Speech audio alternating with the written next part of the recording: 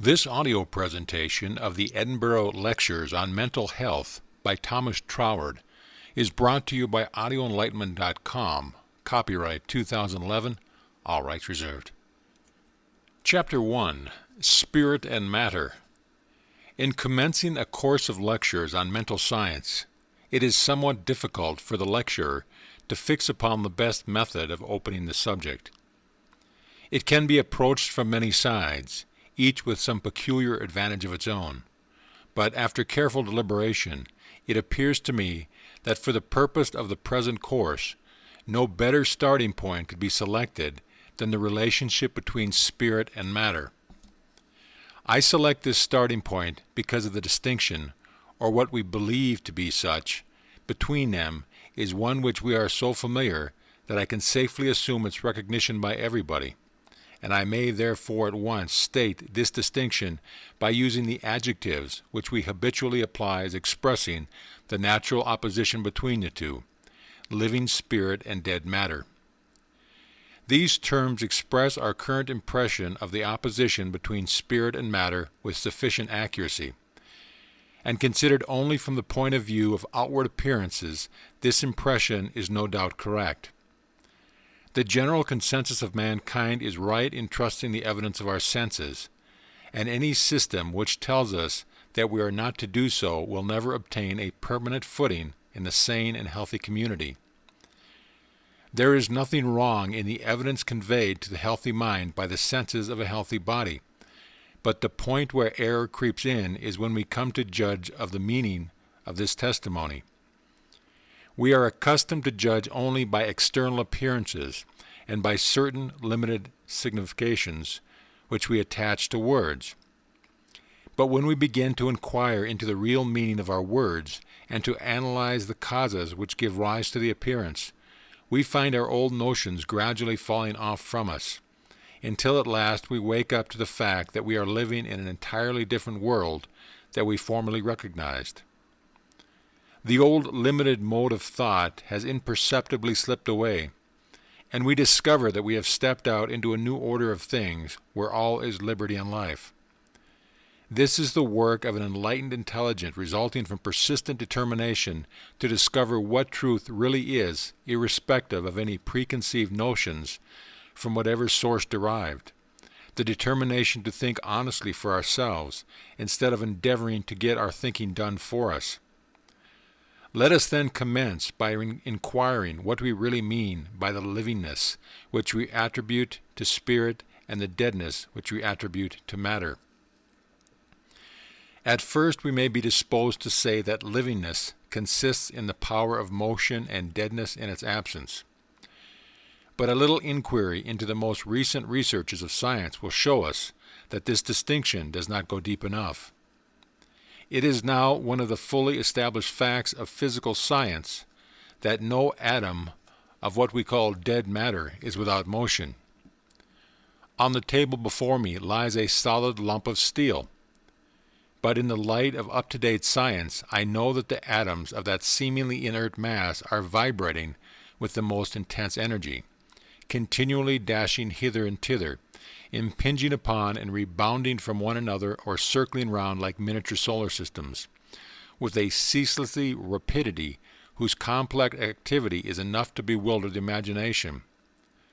The mass, as a mass, may lie inert upon the table, but so far from being destitute of the elements of motion in it, is the abode of a never-tiring energy moving the particles with a swiftness to which the speed of an express train is as nothing.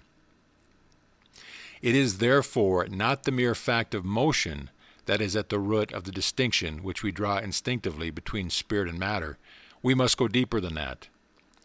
The solution of the problem will never be found by comparing life with what we call deadness, and the reason for this will become apparent later on. But the true key is to be found by comparing one degree of livingness with another. There is, of course, one sense in which the quality of livingness does not admit of degrees, but there is another sense in which it is entirely a question of degree. We have no doubt as to the livingness of a plant, but we realize that it is sometimes very different from the livingness of an animal. Again, What average boy would not prefer a fox terrier to a goldfish for a pet? Or again, why is it that the boy himself is an advance upon the dog? The plant, the fish, the dog, and the boy are all equally alive, but there is a difference in the quality of their livingness about which no one can have any doubt. And no one would hesitate to say that this difference is in the degree of intelligence. In whatever way we turn the subject, we shall always find that what we call the livingness of an individual life is ultimately measured by its intelligence. It is the possession of greater intelligence that places the animal higher in the scale of being than the plant, the man higher than the animal, the intellectual man higher than the savage. The increased intelligence calls into activity modes of motion of a higher order corresponding to itself. The higher the intelligence, the more completely the mode of motion is under its control. And as we descend in the scale of intelligence, the descent is marked by a corresponding increase in automatic motion, not subject to the control of the self-conscious intelligence. This descent is gradual from the expanded self-recognition of the highest human personality to the lowest order of visible forms which speak of as things, and from which self-recognition is entirely absent. We see then that the livingness of life consists in intelligence, in other words, in the power of thought. And we may therefore say that the distinctive quality of spirit is thought, and as the opposite to this, we may say that the distinctive quality of matter is form. We cannot conceive of matter without form. Some form there must be, even though invisible to the physical eye, for matter to be matter at all must occupy space. And to occupy any particular space necessarily implies a corresponding form. For these reasons, we may lay it down as a fundamental proposition that the distinctive quality of spirit is thought, and the distinctive quality of matter is form. This is a radical distinction from which important consequences follow, and should therefore be carefully noted by the student. Form implies extension in space and also limitation within certain boundaries. Thought implies neither. When, therefore, we think of life as existing in any particular form, we associate it with the idea of extension in space, so that an elephant may be said to consist of a vastly larger amount of living substance than a mouse.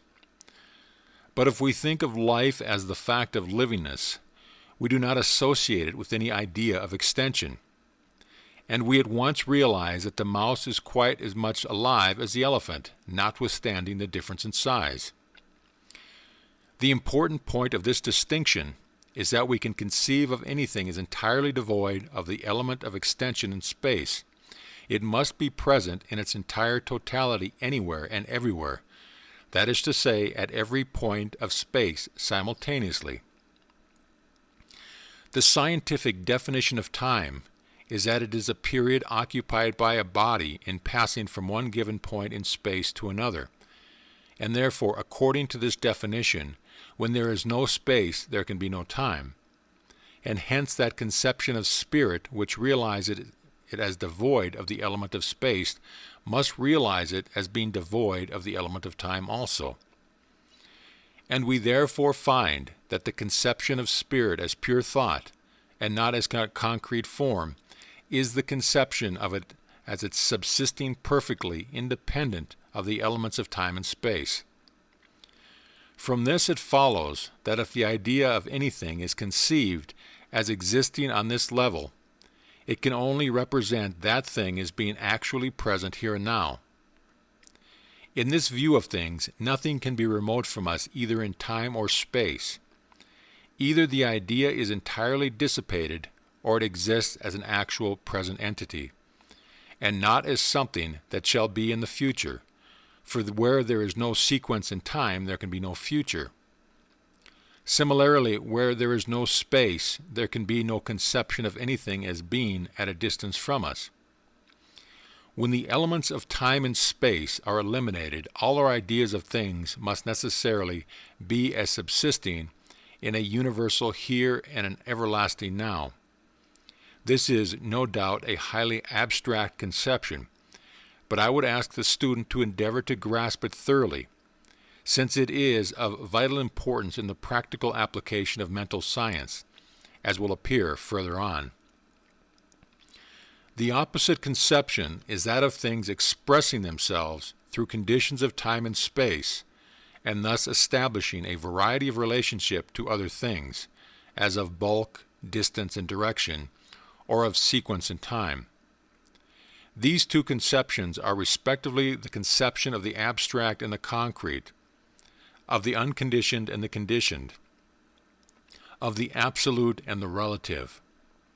They are not opposed to each other in the sense of incompatibility, but are each the complement of the other. And the only reality is in the combination of the two. The error of the extreme idealist is endeavoring to realize the absolute without the relative, and the error of the extreme materialist is in endeavoring to realize the relative without the absolute. On the one side, the mistake is trying to realize an inside without an outside, and on the other in trying to realize an outside without an inside. Both are necessary to the formation of the substantial entity. End of chapter. Chapter 2. The higher mode of intelligence controls the lower. We have seen that the descent from personality, as we know it in ourselves, to matter, as we know it under what we call inanimate forms, is a gradual descent in the scale of intelligence from that mode of being which is able to realize its own willpower as a capacity for originating new trains of causation, to that mode of being which is incapable of recognizing itself at all. The higher the grade of life, the higher the intelligence, from which it follows that the supreme principle of life must also be the ultimate principle of intelligence. This is clearly demonstrated by the grand natural order of the universe. In the light of modern science, the principle of evolution is familiar to us all, and the accurate adjustment existing between all parts of the cosmic scheme is too self-evident to need insisting upon. Every advance in science consists in discovering new subtleties of connection in this magnificent universal order, which already exists and only needs our recognition to bring it into practical use. If then the highest work of the greatest minds consists in nothing else than the recognition of an already existing order, there is no getting away from the conclusion that a paramount intelligence must be inherent in the life principle, which manifests itself as this order, and thus we see that there must be a great cosmic intelligence underlying the totality of things. The physical history of our planet shows us, first, an incandescent nebula dispersed over vast infinitudes of space. Later, this condenses into a central sun surrounded by a family of glowing planets, hardly yet consolidated from the plastic primordial matter. Then succeed untold millenniums of slow geological formation, an earth peopled by the lowest forms of life, whether vegetable or animal, from which crude beginnings a majestic, unceasing, unhurried forward movement brings things stage by stage to the condition in which we now know.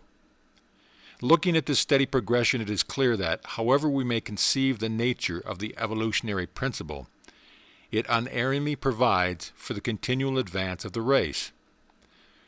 But it does this by creating such numbers of each kind that after allowing a wide margin for all possible accidents to individuals, the race shall continue. So careful of the type it seems, so careless of the single life. In short, we may say that the cosmic intelligence works by the law of average, which allows a wide margin of accident and failure to the individual. But the progress towards higher intelligence is always in the direction of narrowing down this margin of accident and taking the individual more and more out of the law of average and substituting the law of individual selection. In ordinary scientific language, this is the survival of the fittest. The reproduction of fish is on a scale that would choke the sea with them if every individual survived. But the margin of destruction is correspondingly enormous, and thus the law of average simply keeps up the normal proportion of the race. But at the other end of the scale, reproduction is by no means thus enormously in excess of survival. True, there is ample margin of accident and disease, cutting off numbers of human beings before they have gone through the average duration of life, but still it is on a very different scale from the premature destruction of hundreds of thousands as against the survival of one. It may therefore be taken as an established fact that in proportion as intelligence advances, the individual ceases to be subject to a mere law of averages, and has a continually increasing power of controlling the conditions of his own survival. We see, therefore, that there is marked distinction between the cosmic intelligence and the individual intelligence, and that the factor which differentiates the latter from the former is the presence of individual volition. Now, the business of mental science is to ascertain the relation of this individual power of volition to the great cosmic law which provides for the maintenance and advancement of the race. And the point to be carefully noted is that the power of individual volition is itself the outcome of the cosmic evolutionary principle at the point where it reaches its highest level. The effort of nature has always been upwards from the time when only the lowest forms of life peopled the globe, and it is now culminated in the production of a being with a mind capable of abstract reasoning and a brain fitted to be the physical instrument of such a mind. At this stage, the all-creating life principle reproduces itself in a form capable of recognizing the working of the evolutionary law, and the unity and continuity of purpose running through the whole progression until now indicates, beyond a doubt, that the place of such a being in the universal scheme must be to introduce the operation of that factor which up to this point has been conspicuous by its absence. The factor, namely, of intelligent individual volition. The evolution which has brought us up to this standpoint has worked by a cosmic law of averages. It has been a process in which the individual himself has not taken a conscious part. But because he is what he is and leads the van of the evolutionary procession, if man is to evolve farther, it can now only be by his own conscious cooperation with the law which has brought him up to the standpoint where he is able to realize that such a law exists. His evolution in the future must be by conscious participation in the great work, and this can only be effected by his own individual intelligence and effort. It is a process of intelligent growth. No one else can grow for us. We must each grow for ourselves, and this intelligent growth consists in our increasing recognition of the universal law, which has brought us as far as we have gotten, and our own individual relation to that law based on the fact that we ourselves are the most advanced product of it. It is a great maxim that nature obeys us precisely in proportion as we first obey nature. Let the electrician try to go counter to the principle that electricity must always pass from a higher to a lower potential, and he will effect nothing. But let him submit in all things to this fundamental law, and he can make whatever particular applications of electrical power he will. These considerations show us what differentiates the higher from the lower degree of intelligence is the recognition of its own selfhood. And the more intelligent that recognition is, the greater will be the power. The lower degree of self-recognition is that which only realizes itself as an entity separate from all other entities, as the ego distinguished from the non-ego. But the higher degree of self-recognition is that which, realizing its own spiritual nature, sees in all other forms, not so much the non-ego, or that which is not itself as the alter ego, or that which is itself in a different mode of expression. Now, it is this higher degree of self-recognition that is the power by which the mental scientist produces his results. For this reason, it is imperative that he should clearly understand the difference between form and being, that the one is the mode of the relative and the mark of subjugation to conditions, and that the other is the truth of the absolute and is that which controls conditions. Now this high recognition of self as an individualization of pure spirit must of necessity control all modes of spirit which have not yet reached the same level of self-recognition. These lower modes of spirit are in bondage to the law of their own being, because they do not know the law, and therefore the individual who has attained to this knowledge can control them through the law. But to understand this, we must inquire a little further into the nature of spirit. I have already shown the grand scale of adaptations and adjustments of all parts of the cosmic scheme to one another exhibits the presence somewhere of a marvelous intelligence underlying the whole, and the question is, where is this intelligence to be found? Ultimately, we can only conceive of it as inherent in some primordial substance, which is the root of all those grosser modes of matter which are known to us, whether visible to the physical eye or necessarily inferred by science from their perceptible effects. It is that power which, in every species and every individual, becomes that which that species or individual is, and thus we can only conceive of it as self-forming intelligent, inherent in the ultimate substance of which each thing is a particular manifestation. That this primordial substance must be considered as self-forming by an inherent intelligence abiding in itself, and becomes evident from the fact that intelligence is the essential quality of spirit. But if we were to conceive of the primordial substance as something apart from spirit, then we should have to postulate some other power which is neither spirit nor matter, and originates both. But this is only putting the idea of self-evolving power a step further back and asserting the production of a lower grade of undifferentiated spirit by a higher, which is both a purely gratuitous assumption and a contradiction of any idea we can form of undifferentiated spirit at all. However far back, therefore, we may relegate the original starting point, we cannot avoid the conclusion that, at that point, spirit contains the primary substance in itself, which brings us back to the common statement that has made everything out of nothing. We thus find two factors to the making of all things, spirit and nothing, and the addition of nothing to spirit leaves only spirit. X plus 0 equals X. From these considerations, we see that the ultimate foundation of every form of matter is spirit, and hence that a universal intelligence subsists throughout nature, inherent in every one of its manifestations. But this cryptic intelligence does not belong to the particular form, excepting in the measure in which it's physically fitted for its concentration into self-recognizing individuality. It lies hidden in that primordial substance of which the visible form is a grosser manifestation. This primordial substance is a philosophical necessity, and we can only picture it to ourselves as something infinitely finer than the atoms, which are themselves a philosophical inference of physical science.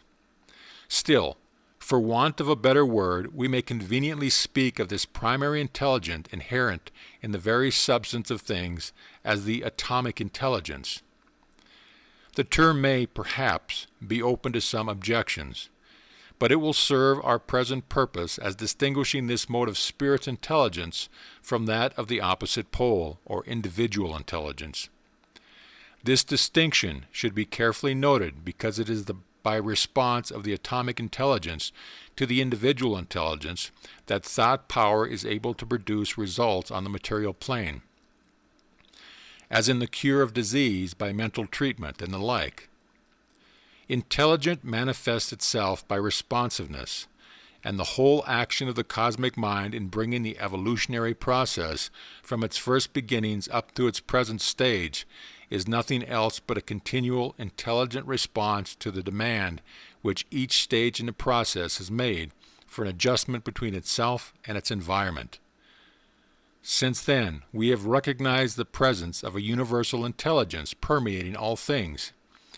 We must also recognize a corresponding responsiveness hidden deep down in their nature and ready to be called into action when appealed to. All mental treatment depends on this responsiveness of spirit in its lower degrees to higher degrees of itself. It is here that the difference between the mental scientist and the uninstructed person comes in. The former knows of this responsiveness and makes use of it, and the latter cannot use it because he does not know it. End of chapter. Chapter 3. The Unity of the Spirit. We have now paved the way for understanding what is meant by the unity of the Spirit. In the first conception of spirit as the underlying origin of all things, we see a universal substance, which at this stage is not differentiated into any specific forms. This is not a question of some bygone time, but subsists at every moment of all time in the innermost nature of all being. And when we see this, we see that the division between one specific form and another has below it a deep essential unity, which acts as a supporter of all the several forms of individuality arising out of it. And as our thought penetrates deeper into the nature of this all-producing spiritual substance, we see that it cannot be limited to any one portion of space, but must be limitless as space itself, and that the idea of any portion of space, where it is not, is inconceivable. It is one of those intuitive perceptions from which the human mind can never get away, that this is primordial, all-generating living spirit must be commensurate with infinitude. And we can therefore never think of it otherwise than as universal or infinite. Now it is a mathematical truth that the infinite must be a unity. You cannot have two infinites, for then neither would be infinite.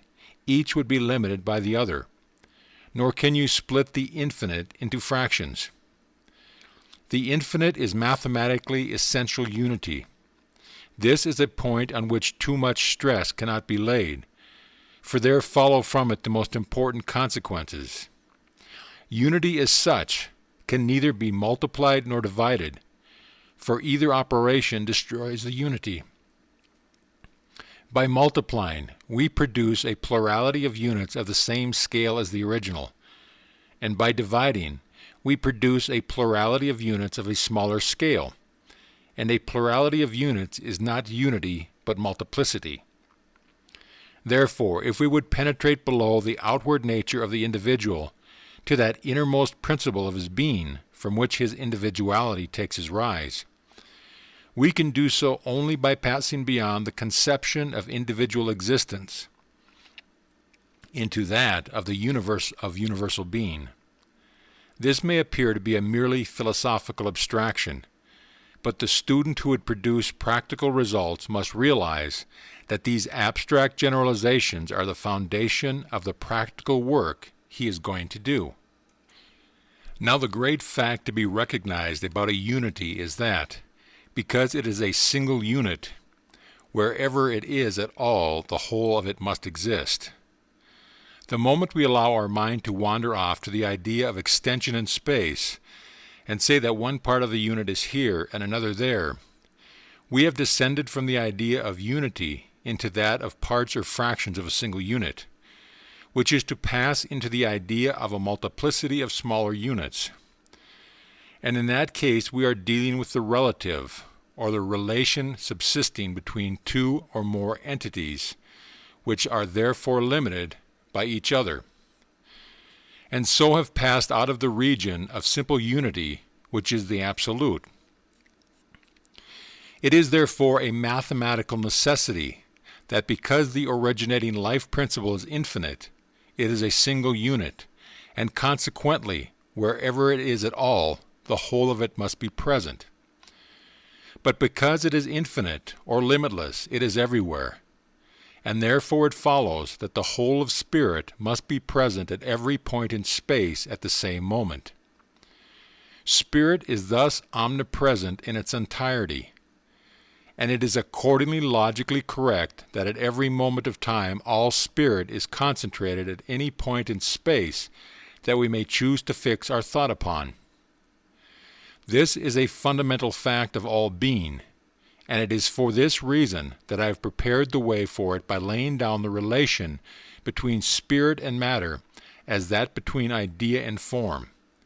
On the one hand, the absolute from which the elements of time and space are entirely absent, and on the other, the relative which is entirely dependent on those elements. This great fact is that pure spirit continually subsists in the absolute, whether in a corporeal body or not. And from it all the phenomena of being flow, whether on the mental plane or the physical. The knowledge of this fact regarding spirit is the basis of all conscious spiritual operation. And therefore, in proportion to our increasing recognition of it, our power of producing outward visible results by the action of our thought will grow. The whole is greater than its part, and therefore, if by our recognition of this unity we can concentrate all spirit into any given point at any moment, we thereby include any individualization of it that we may wish to deal with. The practical importance of this conclusion is too obvious to need enlarging upon. Pure spirit is the life principle considered apart from the matrix in which it takes relation to time and space in a particular form. In this aspect, it is pure intelligence undifferentiated into individuality. As pure intelligence, it is infinite responsiveness and susceptibility. As devoid of relation to time and space, it is devoid of individual personality.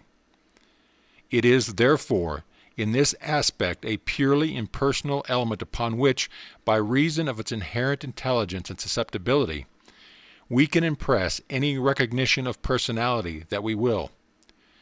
These are the great facts that the mental scientist works with, and the student will do well to ponder deeply on their significance and on the responsibility which their realization must necessarily carry with it. End of chapter. Chapter 4. Subjective and Objective Mind. Up to this point, it has been necessary to lay the foundations of the science by the statement of highly abstract general principles, which we have reached by purely metaphysical reasoning. We now pass on to the consideration of certain natural laws, which have been established by a long series of experiments and observations, the full meaning and importance of which will become clear when we see their application to the general principles which have hitherto occupied our attention. The phenomena of hypothesis are now so fully recognized as established scientific facts that it is quite superfluous to discuss the question of their credibility. 2 great medical schools have been founded upon them, and in some countries they have become the subject of special legislation. The question before us at the present day is, not as to the credibility of the facts, but as to the proper inferences to be drawn from them, and a correct apprehension of these inferences is one of the most valuable aids to the mental scientist, for it confirms the conclusions of purely a priori reasoning by an array of experimental instances which places the correctness of these conclusions beyond doubt. The great truth which the science of hypnotism has brought to light is the dual nature of the human mind. Much conflict exists between different writers as to whether this duality results from the presence of 2 actually separate minds in the one man, or in the action of the same mind in the employment of different functions. This is one of those distinctions without a difference which are so prolific a source of hindrance to the opening out of truth.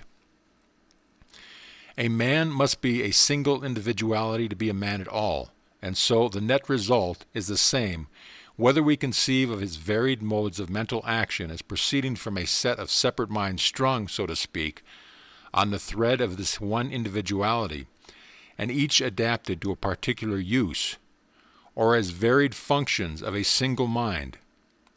In either case, we are dealing with a single individuality, and how we may picture the wheelwork of the mental mechanism is merely a question of what picture will bring the nature of its action home to us most clearly. Therefore, as a matter of convenience, I shall in these lectures speak of this dual action as though it proceeded from two minds, an outer and an inner.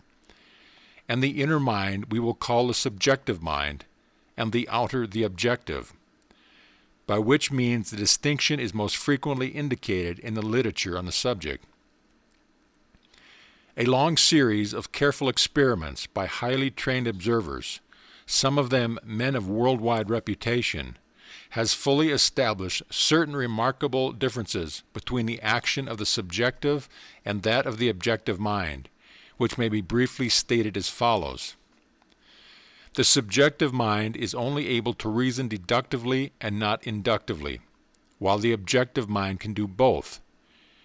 Deductive reasoning is the pure syllogism which shows why a third proposition must necessarily result if two others are assumed, but which does not help us to determine whether the two initial statements are true or not.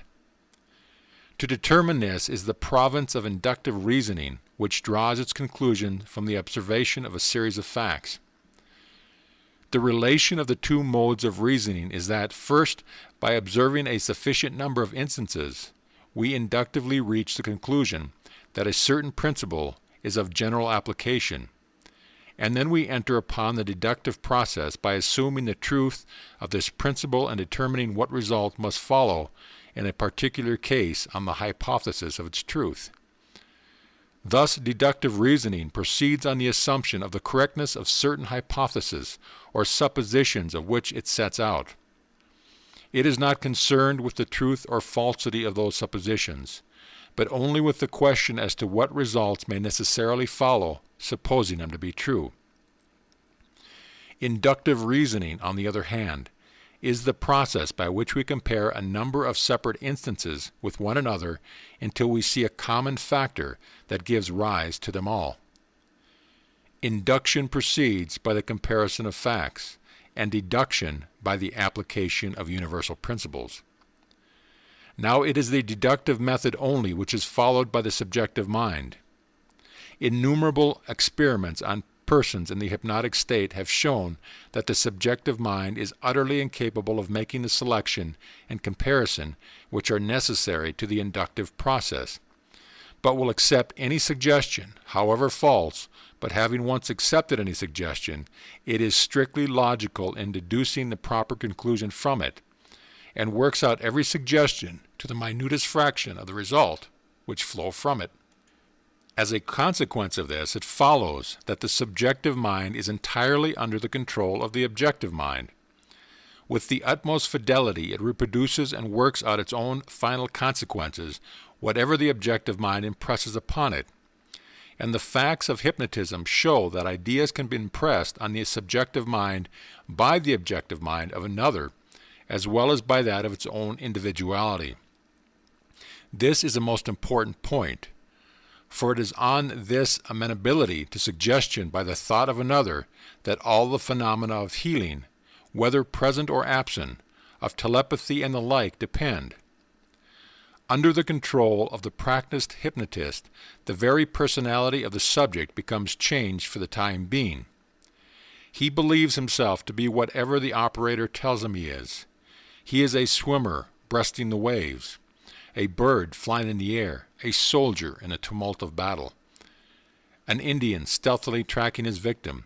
In short, for the time being, he identifies himself with any personality that is impressed upon him by the will of the operator, and acts the part with intimidable accuracy. But the experiments of hypnotism go further than this, and show the existence in the subjective mind of powers far transcending any exercised by the objective mind through the medium of the physical senses. Powers of thought reading, of thought transference, of clairvoyance, and the like, all of which are frequently manifested when the patient is brought into the higher mesmeric state. And we have thus experimental proof of the existence in ourselves of transcendental faculties, the full development and conscious control of which would place us in a perfect new sphere of life. But it should be noted that the control must be our own, and not that of any external intelligence, whether in the flesh or out of it. But perhaps the most important fact which hypnotic experiments have demonstrated is that the subjective mind is the builder of the body. The subjective entity in the patient is able to diagnose the character of the disease from which he is suffering and to point out suitable remedies, indicating a physiological knowledge exceeding that of most highly trained physicians, and also a knowledge of the correspondences between diseased conditions of the bodily organs and the material remedies which can afford relief. And from this is but a step further to those numerous instances in which it entirely dispenses with the use of material remedies and itself works directly on the organism, so that complete restoration to health follows as the result of suggestions of perfect soundness made by the operator to the patient while in the hypnotic state. Now these are facts fully established by hundreds of experiments conducted by a variety of investigators in different parts of the world, and from them we may draw two inferences of the highest importance. One, that the subjective mind is in itself absolutely impersonal, and the other that it is the builder of the body, or in other words, it is the creative power in the individual. That it is impersonal in itself is shown by its readiness to assume any personality the hypnotist chooses to impress upon it. And the unavoidable inference is that its realization of personality proceeds from its association with the particular objective mind of its own individuality. Whatever personality the objective mind impresses upon it, that personality it assumes and acts up to. And since it is the builder of the body, it will build up a body in correspondence with the personality thus impressed upon it. These two laws of the subjective mind form the foundation of the axiom that our body represents the aggregate of our beliefs. If our fixed belief is that the body is subject to all sorts of influences beyond our control, and that this, that, or the other symptom shows that an uncontrollable influence is at work upon us, then this belief is impressed upon the subjective mind, which by the law of its nature accepts it without question and proceeds to fashion bodily conditions in accordance with this belief. Again, if our fixed belief is that certain material remedies are the only means of cure, then we find in this belief the foundation of all medicine. There is nothing unsound in the theory of medicine. It is the strictly logical correspondence with the measure of knowledge which those who rely on it are as yet able to assimilate.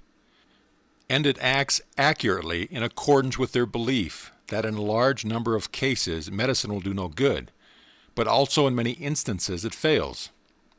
Therefore, for those who have not yet reached a more interior perception of the law of nature, the healing agency of medicine is a most valuable aid to the alleviation of physical maladies. The error to be combated is not the belief that, in its own way, medicine is capable of doing good, but the belief that there is no higher or better way. Then, on the same principle, if we realize that the subjective mind is a builder of the body, and that the body is subject to no influences except those which reach it through the subjective mind, then what we have to do is to impress this upon the subjective mind and habitually think of it as a fountain of perpetual life, which is continually renovating the body by building in strong and healthy material, in the most complete independence of any influence of any sort, save those of our own desires impressed upon our own subjective mind by our own thought. When once we fully grasp this consideration, we shall see that it is just as easy to externalize healthy conditions of body as the contrary.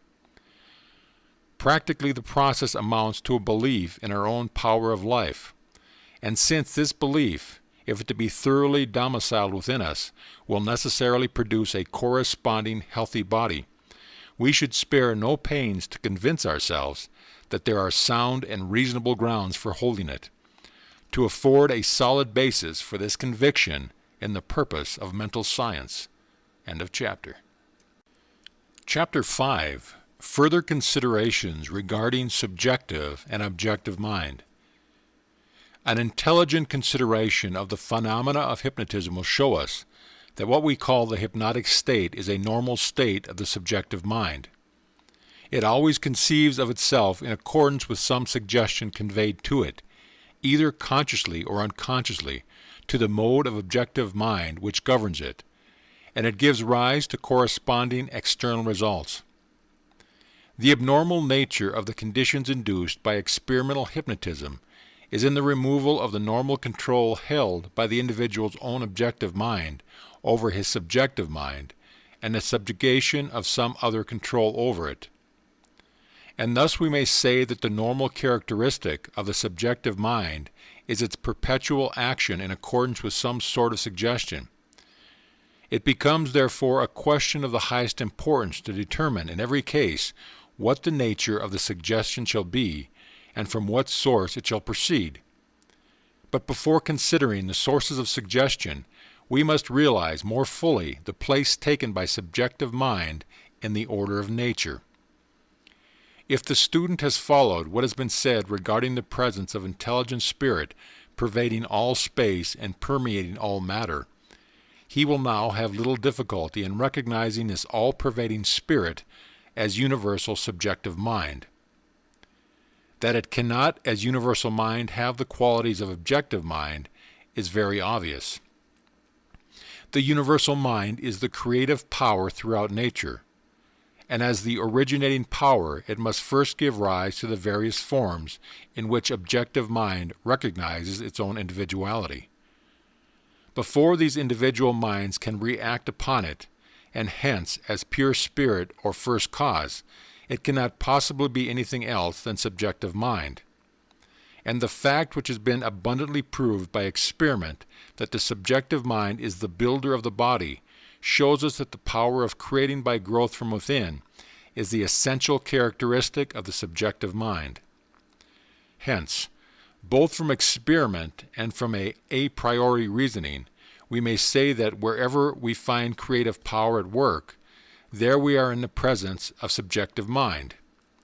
Whether it be working on the grand scale of the cosmos or on the miniature scale of the individual, we may therefore lay it down as a principle that the universal all-permeating intelligence, which has been considered in the second and third sections, is purely subjective mind, and therefore follows the law of subjective mind, namely, that it is amenable to any suggestions, and will carry out any suggestion that is impressed upon it to its most rigorous logical consequences.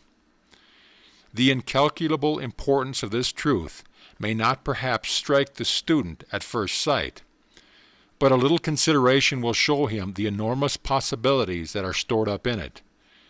And in the concluding section, I shall briefly touch upon the very serious conclusions resulting from it. For the present, it will be sufficient to realize that the subjective mind in ourselves is the same subjective mind which is at work throughout the universe, giving rise to the infinitude of natural forms with which we are surrounded, and in like manner giving rise to ourselves also. It may be called the supporter of our individuality, and we may loosely speak of our individual subjective mind as our personal share in the universal mind. This, of course, does not imply the splitting up of the universal mind into fractions, and it is to avoid this error that I have discussed the essential unity of spirit in the third section. But in order to avoid too highly abstract conceptions in the present stage of the student's progress, we may conveniently employ the idea of a personal share in the universal subjective mind. To realize our individual subjective mind in this manner will help us to get over the great metaphysical difficulty which meets us in our endeavor to make conscious use of first cause. In other words, to create external results by the power of our own thought. Ultimately, there can be only one first cause, which is the universal mind. But because it is universal, it cannot, as universal, act on the plane of the individual and particular. For it would do so would be to cease to be universal, and therefore cease to be the creative power which we wish to employ. On the other hand, the fact that we are working for a specific, definite object implies our intention to use this universal power in application to a particular purpose. And thus we find ourselves involved in the paradox of seeking to make the universal act on the plane of the particular. We want to effect a junction between the two extremes of the scale of nature, the innermost creative spirit and a particular external form. Between these two is a great gulf, and the question is how it is to be bridged over. It is here, then, that the conception of our individual subjective mind as our personal share in the universal subjective mind affords the means of meeting that difficulty. For on the one hand, it is in immediate connection with the universal mind, and on the other, it is immediate connection with the individual objective or intellectual mind. And this, in its turn, is in immediate connection with the world of externalization, which is conditioned in time and space, and thus the relation between the objective and objective minds in the individual forms the bridge which is needed to connect the two extremities of the scale. The individual, subjective mind may therefore be regarded as the organ of the Absolute in precisely the same way that the objective mind is the organ of the relative. And it is in order to regulate our use of these two organs that it is necessary to understand what the terms absolute and relative actually mean. The absolute is that idea of a thing which contemplates it as existing in itself and not in relation to something else. That is to say, which contemplates the essence of it. And the relative is that idea of a thing which contemplates it as related to other things. That is to say, as circumscribed by a certain environment. The absolute is the region of causes, and the relative is the region of conditions, and hence if we wish to control conditions, this can only be done by our thought power operating on the plane of the absolute, which can only do through the medium of the subjective mind. The conscious use of the creative power of thought consists in the attainment of the power of thinking in the absolute, and this can only be attained by a clear conception of the interaction between our different mental functions.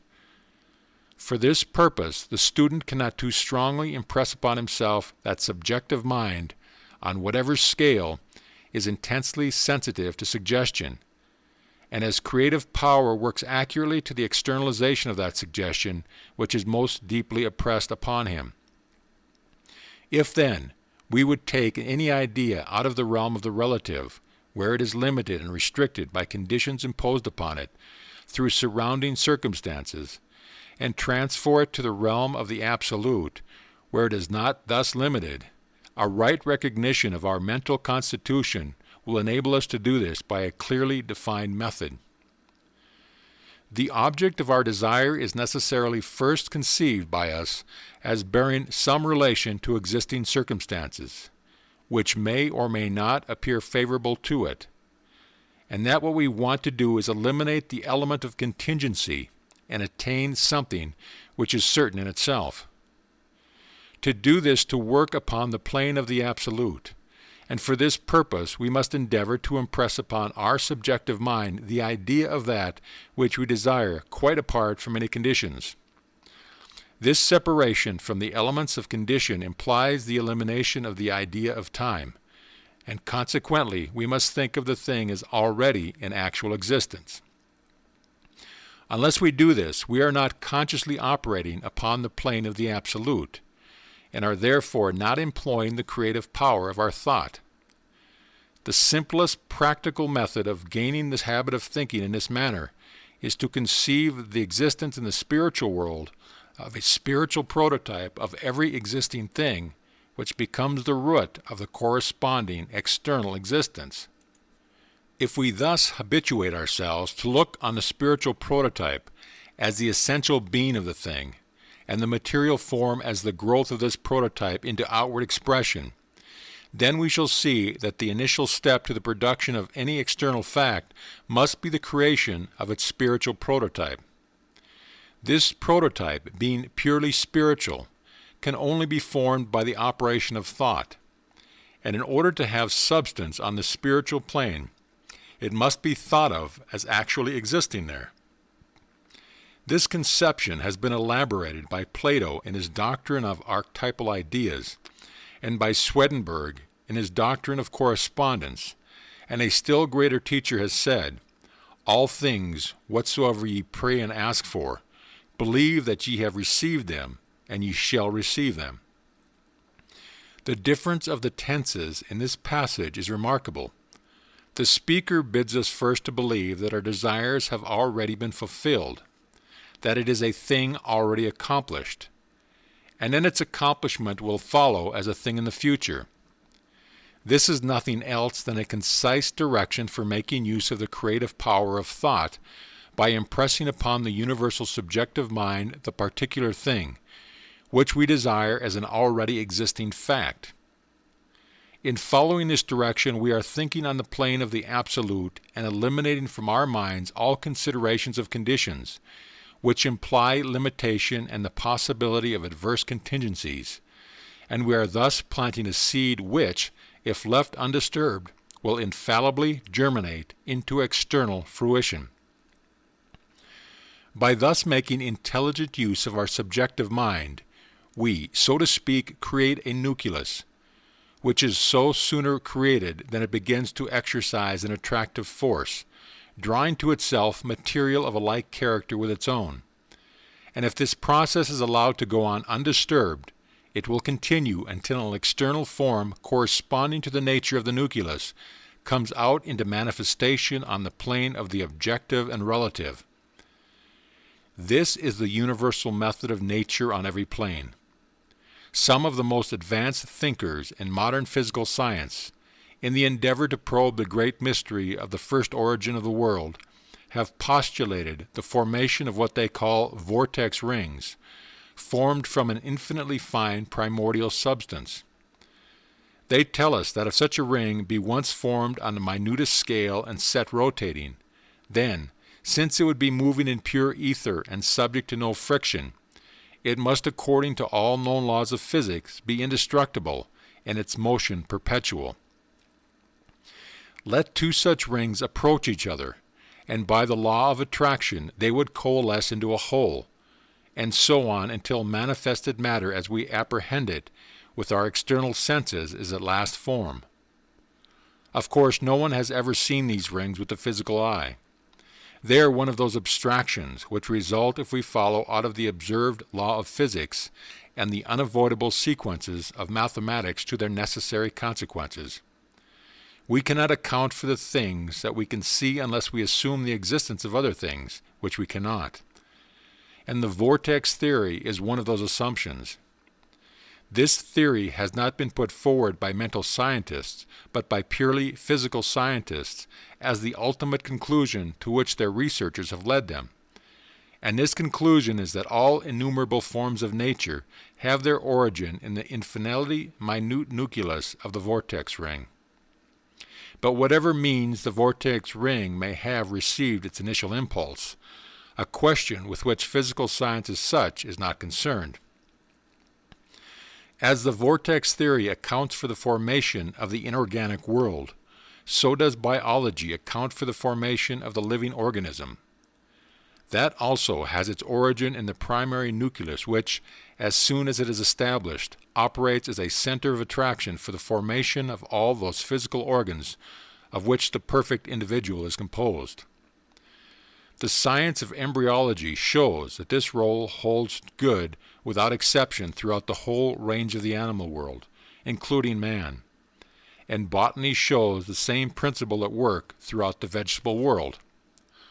All branches of physical science demonstrate the fact that every completed manifestation of whatever kind and on whatever scale is started by the establishment of a nucleus, infinitely small but endowed with an unquenchable energy of attraction, causing it to steadily increase in power and definiteness of purpose, until the process of growth is completed and the matured form stands out as an accomplished fact. Now, if this were the universal method of nature, there is nothing unnatural in supposing that it must begin its operation at a stage further back than the formation of the material nucleus. As soon as this is called into being, it begins to operate by the law of attraction on the material plane. But what is the force which originates the material nucleus? Let a recent work on physical science give us the answer. In its ultimate essence, energy may be incomprehensible by us except as an exhibition of the direct operation of that which we call mind or will. This quotation is from a course of lectures on Waves in Water, Air, and Ether, delivered in 1902 at the Royal Institution by J.A. Fleming.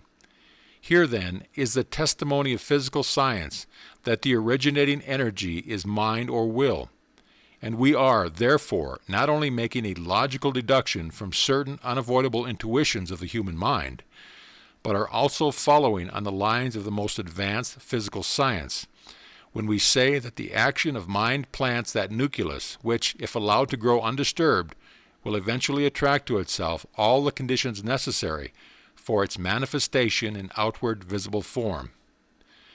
Now the only action of mind is thought, and it is for this reason that by our thoughts we create corresponding external conditions, because we thereby create the nucleus which attracts to itself its own correspondences in due order until the finished work is manifested on the external plane.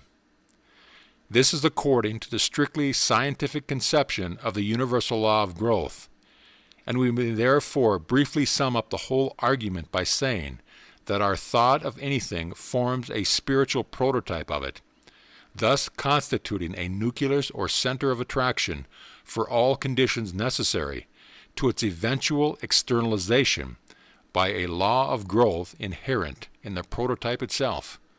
End of chapter. Chapter 6. The Law of Growth. A correct understanding of the law of growth is of the highest importance to the student of mental science. The great fact to be realized regarding nature is that it is natural. We may pervert the order of nature, but it will prevail in the long run, returning, as Horace says, by the back door even though we drive it out with a pitchfork. And the beginning, the middle, and the end of the law of nature is the principle of growth from a vitality inherent in the entity itself. If we realize this from the outset, we shall not undo our own work by endeavoring to force things to become that which by their own nature they are not. For this reason, when the Bible says that he who believeth shall not make haste, it is enunciating a great natural principle that success depends upon our using and not opposing the universal law of growth. No doubt the greater the vitality we put into the germ which we have agreed to call the spiritual prototype, the quicker it will germinate. But this is simply because by a more realizing conception we put more growing power into the seed than we do by a feebler conception. Our mistakes always eventually resolve themselves into distrusting the law of growth. Either we fancy we can hasten it by some exertion of our own from without, and are thus led into hurry and anxiety, not to say sometimes into the employment of grievously wrong methods, or else we give up all hope and so deny the germinating power of the seed we have planted. The result in either case is the same, for in either case we are in effect forming a fresh spiritual prototype of an opposite character to our desire, which therefore neutralizes the one first form and disintegrates it and usurps its place. The law is always the same, that our thought forms a spiritual prototype which, if left undisturbed, will reproduce itself in external circumstance. The only difference is in the sort of prototype we form, and thus evil is brought to us by precisely the same laws as good. These considerations will greatly simplify our ideas of life. We have no longer to consider two forces, but only one, as being the cause of all things. The difference between good and evil resulting simply from the direction in which this force is made to flow. It is a universal law that if we reverse the action of a cause, we at the same time reverse the effect. With the same apparatus we can commence by mechanical motion, which will generate electricity, or we can commence with electricity, which will generate mechanical motion. Or to take a simple arithmetic instance, if 10 divided by 2 equals 5, then 10 divided by 5 equals 2. And therefore, if we recognize the power of thought to produce any results at all, we shall see that the law by which negative thought produces negative results is the same by which positive thought produces positive results. Therefore, all our distrust of the law of growth, whether shown in the anxious endeavor to bring pressure to bear from without, or in allowing despair to take the place of cheerful expectation, is reversing the action of the original cause and consequently reversing the nature of the result. It is for this reason the Bible, which is the most deeply occult of all books, continually lays so much stress upon the efficiency of faith and the destructive influence of unbelief. And in like matter, all books of every branch of spiritual science emphatically warn us against the admission of doubt or fear. They are the inversion of the principle which builds up, and they are therefore the principle which pulls down. But the law itself never changes, and it is on the unchangeableness of the law that all mental science is founded. We are accustomed to realize the unchangeableness of natural law in everyday life, and it should therefore not be difficult to realize that the same unchangeableness of law, which obtains on the visible side of nature, obtains on the invisible side as well. The variable factor is not the laws but our own volition, and it is by combining these variable factors with the invariable one that we can produce the various results we desire. The principle of growth is that of inherent vitality in the seed itself, and the operations of the gardener have their exact analog in mental science. We do not put the self-expansive vitality into the seed, but we must sow it, and we may also, so to speak, water it by quiet, concentrated contemplation of our desire as an actually accomplished fact. But we must carefully remove from such contemplation any idea of a strenuous effort on our part to make the seed grow. Its efficacy is in helping to keep out those negative thoughts of doubt which would plant tares among our wheat, and therefore, instead of anything of effort, such contemplation should be accompanied by a feeling of pleasure and restfulness in foreseeing the certain accomplishment of our desires. This is that making our requests known to God with thanksgiving, which St. Paul recommends, and it has its reason in that perfect wholeness of the law of being, which only needs our recognition of it to be used by us to any extent we wish. Some people possess the power of visualization, or making mental pictures of things, in a greater degree than others, and by such this faculty may be advantageously employed to facilitate their realization of the working of the law. But those who do not possess this faculty in any marked degree need not be discouraged by their want of it, for visualization is not the only way of realizing that the law is at work on the invisible plane. Those whose mental bias is towards physical science should realize this law of growth as the creative force throughout all nature, and those who have a mathematical turn of mind may reflect that all solids are generated from the movement of a point, which, as our old friend Euclid tells us, is that which has no parts nor magnitude, and is therefore as complete as an abstraction as any spiritual nucleus could be. To use the apostolic words, we are dealing with the substance of things not seen, and we have to attain that habit of mind by which we shall see its reality and feel that we are mentally manipulating the only substance there ultimately is, and of which all visible things are only different modes. We must therefore regard our mental creations as spiritual realities, and then implicitly trust the laws of growth to do the rest. End of chapter. Chapter 7. Receptivity. In order to lay the foundations for practical work, the student must endeavor to get a clear conception of what is meant by the intelligence of undifferentiated spirit. We want to grasp the idea of intelligence apart from individuality idea, which is rather apt to elude us until we grow accustomed to it.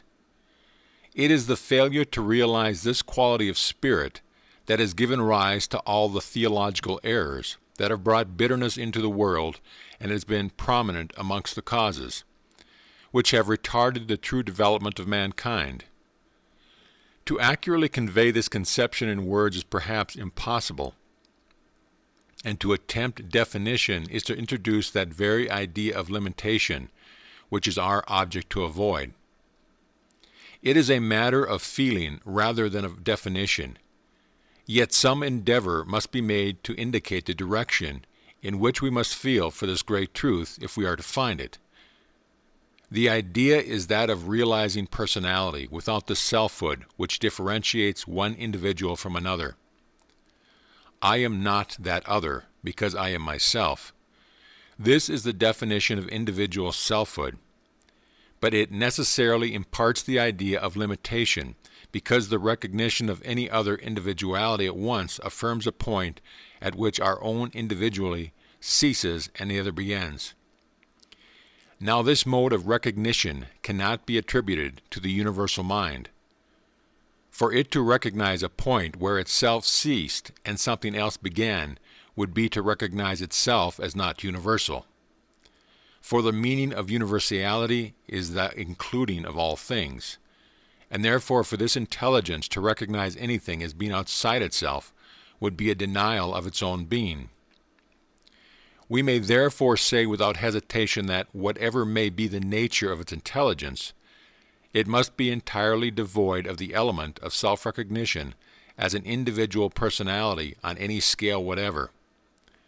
Seen in this light, it is at once clear that the originating, all-pervading spirit is the grand impersonal principle of life, which gives rise to all the particular manifestations of nature. Its absolute impersonalness, in the sense of the entire absence of any consciousness of individual selfhood, is a point on which it is impossible to insist too strongly. The attributing of any impossible individuality to the universal mind is one of the two grand errors which we find sapping the foundation of religion and philosophy in all ages. The other consists in rushing to the opposite extreme and denying the quality of personal intelligence to the universal mind. The answer to this error remains, as of old, in the simple question, He that made the eye, shall he not see? He that planted the ear, shall he not hear? Or to use a popular proverb, you cannot get out of a bag more than there is in it. And consequently the fact that we ourselves are centers of personal intelligence is proof that the infinite, from which these centers are concentrated, must be infinite intelligence. And thus we cannot avoid attributing to it the two factors which constitute personality, namely intelligence and volition. We are therefore brought to the conclusion that this universally diffused essence, which we might think of as a sort of spiritual protoplasm, must possess all the qualities of personalities without the conscious recognition of self, which constitutes separate individuality, and since the word personality has become so associated in our ordinary talk with the idea of individuality, it will perhaps be better to coin a new word and speak of the personalness of the universal mind as indicating its personal quality, apart from individuality. We must realize that this universal spirit permeates all space and all manifested substance. Just as physical scientists tell us that the ether does, and that whatever it is, there it must carry with it all that is its own being. And we shall then see that we are in the midst of an ocean of undifferentiated yet intelligent life, above, below, and all around, and permeating ourselves both mentally and corporeally, and all other beings as well. Gradually, as we come to realize the truth of this statement, our eyes will begin to open to its immense significance. It means that all nature is pervaded by an interior personalness, infinite in its potentialities of intelligence, responsiveness, and power of expression, and only waiting to be called into activity by our own recognition of it. By the terms of its nature, it can respond to us only as we recognize it.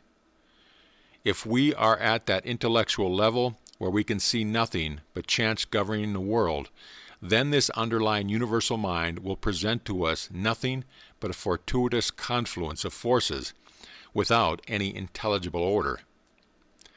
If we are sufficiently advanced to see that such a confluence could only produce a chaos and not a cosmos, then our conceptions expand to the idea of universal law.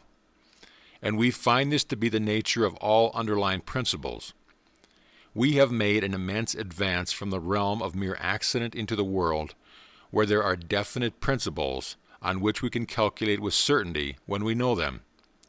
But here is the crucial point. The laws of the universe are there, but we are ignorant of them. And only through experience gained by repeated failures can we get any insight into the laws with which we have to deal. How painful each step and how slow the progress. Eons upon eons would not suffice to grasp all the laws of the universe in their totality, not in the visible world only, but also in the world of the unseen. Each failure to know the true law implies suffering arising from our ignorant breach of it.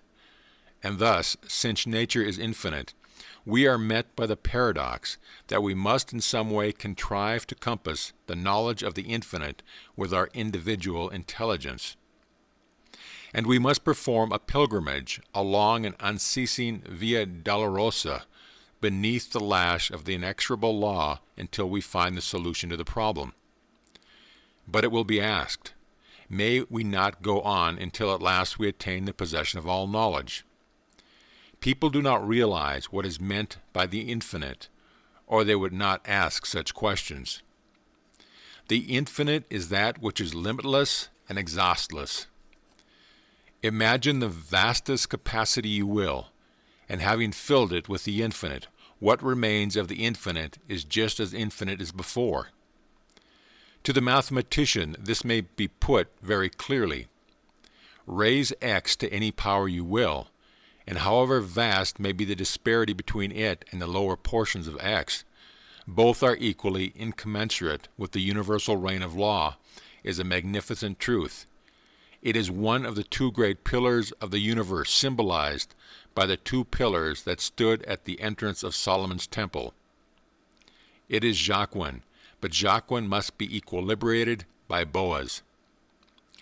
It is an enduring truth, which can never be altered, that every infraction of the law of nature must carry its punitive consequences with it. We can never get beyond the range of cause and effect. There is no escaping from the law of punishment except by knowledge. If we know a law of nature and work with it, we shall find it our unfailing friend, ever ready to serve us, and never rebuking us for past failures. But if we ignorantly and willfully transgress it, it is our implacable enemy, until we again become obedient to it. And therefore the only redemption from perpetual pain and servitude is by self-expansion, which can grasp infinitude itself. How is this to be accomplished?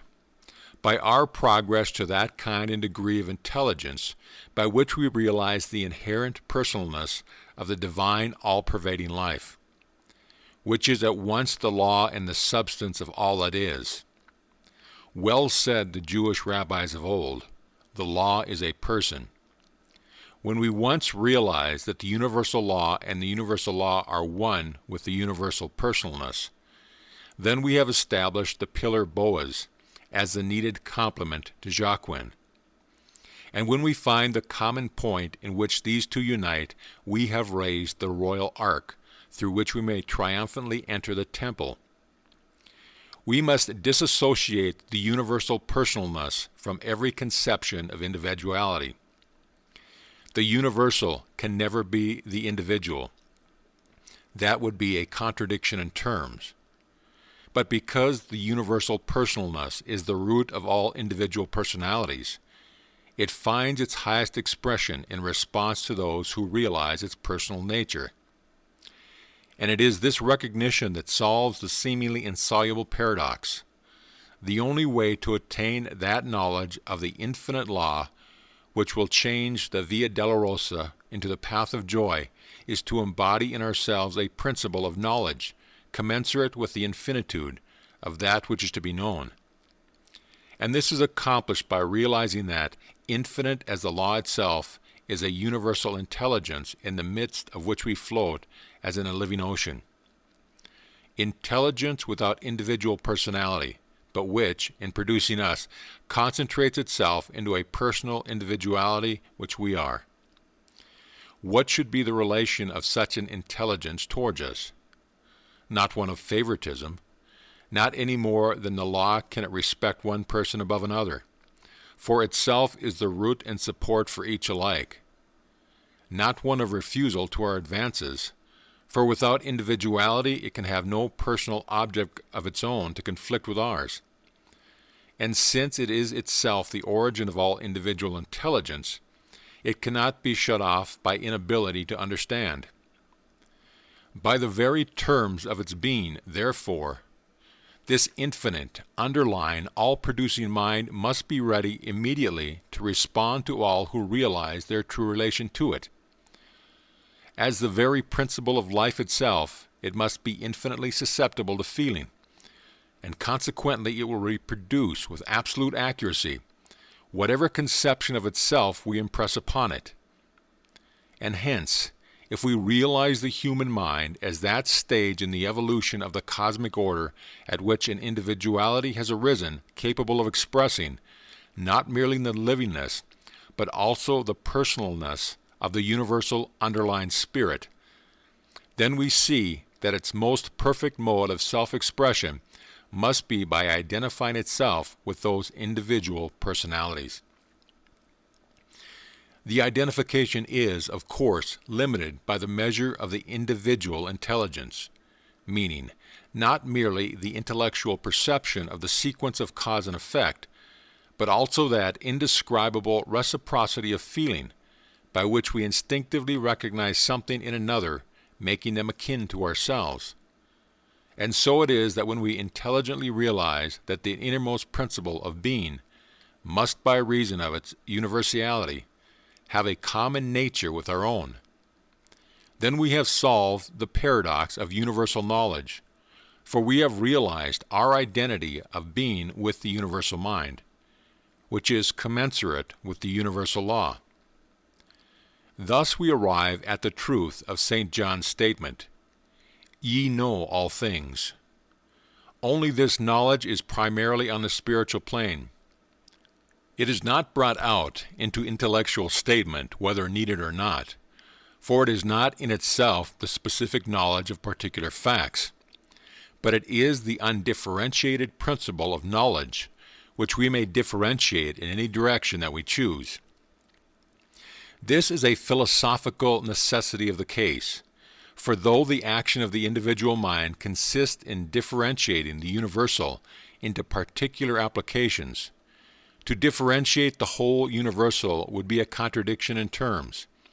And so, because we cannot exhaust the infinite, our possession of it must consist in our power to differentiate it as the occasion may require, the only limit being that which we ourselves assign to that manifestation.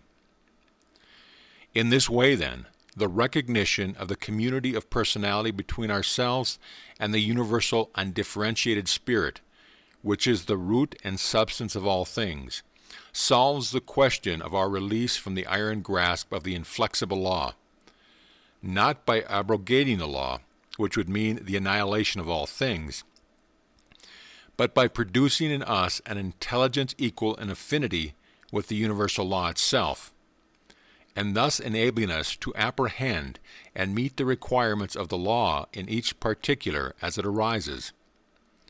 In this way, the cosmic intelligence becomes individualized, and the individual intelligence becomes universalized.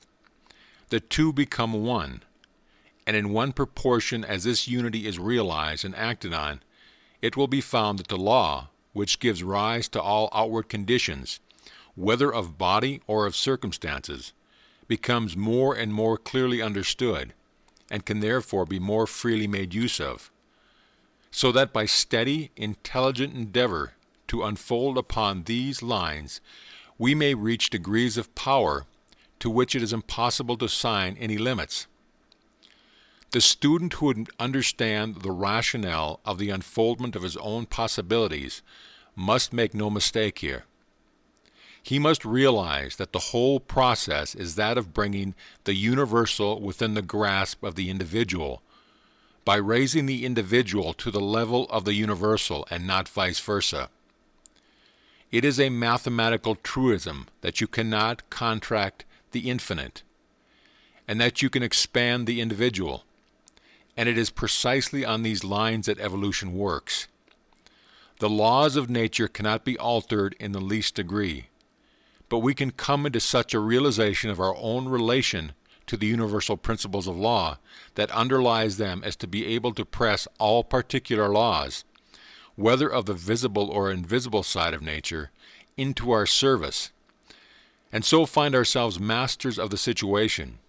This is to be accomplished by knowledge, and the only knowledge which will effect this purpose in all its measureless immensity is the knowledge of the personal element in universal spirit, in its reciprocity to our own personality. Our recognition of this spirit must therefore be twofold, as the principle of necessary sequence, order, or law, and also as the principle of intelligence, responsive to our own recognition of it. End of chapter. Chapter 8. Reciprocal action of the universal and individual minds. It must be admitted that the foregoing considerations brings us to the borders of theological speculation. But the student must bear in mind that as a mental scientist, it is his business to regard even the most exalted spiritual phenomena from a purely scientific standpoint, which is that of the working of the universal natural law. If he thus simply deals with the facts as he finds them, there is little doubt that the true meaning of many theological statements will become clear to him. But he will not do well to lay it down as a general rule that it is not necessary either to the use or understanding of any law, whether on the personal or impersonal side of nature, that we should give a theological explanation of it, although therefore the personal quality inherent in the universal underlying spirit, which is present in all things, cannot be too strongly insisted upon. We must remember that in dealing with it we are still dealing with a purely natural power, which reappears at every point with protean variety of form, whether as person, animal, or thing. In each case, what it becomes to any individual is exactly measured by that individual's recognition of it. To each and all it bears the relation of supporter of the race, and where the individual development is incapable of realizing anything more, this is the limit of the relation. But as the individual's power of recognition expands, he finds a reciprocal expansion on the part of this intellectual power, which gradually develops into the consciousness of intimate companionship between the individualized mind and the unindividualized source of it. Now this is exactly the relation which, on ordinary scientific principles, we should expect to find between the individual and the cosmic mind, on the supposition that the cosmic mind is subjective mind, and for reasons already given we can regard it in no other light. As subjective mind, it must reproduce exactly the conception of itself which the objective mind and the individual mind, acting through its own subjective mind, impresses upon it. And at the same time, as creative mind, it builds up external facts in correspondence with this conception. Each one externalizes in his outward circumstances precisely his idea of the universal mind. And the man who realizes that by natural law of mind he can bring the universal mind into perfectly reciprocal action with its own will on the one hand, make it a source of infinite instruction, and on the other a source of infinite power. He will thus wisely alternate the personal and impersonal aspects respectively between his individual mind and the universal mind. When he is seeking for guidance or strength, he will regard his own mind as the impersonal element, which is to receive personality from the superior wisdom and forces of the greater mind. And when, on the other hand, he is to give out the stores thus accumulated, he must reverse the position and consider his own mind as the personal element, and the universal mind as the impersonal, which he can therefore direct with certainty by impressing his own personal desires upon it. We need not be staggered at the greatness of this conclusion, for it follows necessarily from the natural relator between the subjective and the objective minds, and the only question is whether we will limit our view to the lower level of the latter, or expand it so as to take in the limitless possibilities which the subjective mind presents to us. I have dealt with this question at some length because it affords the key to two very important subjects: the law of supply and the nature of intuition. Students often find it easier to understand how the mind can influence the body, with which is so intimately associated, than how it can influence circumstances. If the operation of thought power were confined exclusively to the individual mind, this difficulty might arise. But if there is one lesson the student of mental science should take to heart more than any other, is that the action of thought power is not limited to a circumscribed individuality. What the individual does is to give direction to something which is unlimited, to call into action a force infinitely greater than his own, which, because it is in itself impersonal, though intelligent, will receive the impress of his personality, and can therefore make its influence felt far beyond the limits which bound the individual's objective perception of the circumstances of which he has to deal. It is for this reason that I lay so much stress on the combination of two apparent opposites in the universal mind, the union of intelligence with impersonality. The intelligent not only enables us to receive the impress of our thought, but also causes it to devise exactly the right means for bringing it into accomplishment. This is the only logical result of the hypothesis that we are dealing with infinite intelligence, which is also infinite life. Life means power, and infinite life therefore means limitless power, and limitless power moved by limitless intelligence cannot be conceived of as ever stopping short of the accomplishment of its object. Therefore, given the intention on the part of the universal mind, there can be no doubt as to its ultimate accomplishment. Then comes the question of intention. How do we know what the intention of the universal mind may be? Here comes in the element of impersonality. It has no intention because it is impersonal. As I have already said, the universal mind works by a law of averages for the advancement of the race, and is in no way concerned with the particular wishes of the individual. If his wishes are in line with the forward movement of the everlasting principle, there is nowhere in nature any power to restrict him in their fulfillment. If they are opposed to the general forward movement, then they will bring him into collision with it, and it will crush him. From the relation between them, it results that the same principle which shows itself in the individual mind as will becomes in the universal mind a law of tendency, and the direction of this tendency must always be to life-givingness, because the universal mind is the undifferentiated life spirit of the universe. Therefore, in every case, the test is whether our particular intention is in this same lifeward direction, and if it is, then we may be absolutely certain that there is no intention on the part of the universal mind to thwart the intention of our own individual mind. We are dealing with a purely impersonal force, and it will no more oppose us by specific plans of its own than will steam or electricity. Combining them, these two aspects of the universal mind, its utter impersonality and its perfect intelligence, we find precisely the sort of natural force we are in want of, something which will undertake whatever we put into hands without asking questions or bargaining for terms, and which, having undertaken our business, will bring to bear on it intelligence to which the united knowledge of the whole human race is as nothing, and a power equal to this intelligence. I may be using a rough and ready mode of expression, but my object is to bring home to the student the nature of the power he can employ and the method of employing it, and I may therefore state the whole position thus. Your object is not to run the whole cosmos, but to draw particular benefits, physical, mental, moral, or financial, into your own or someone else's life. From this individual point of view, the universal creative power has no mind of its own, and therefore you can make up its mind for it.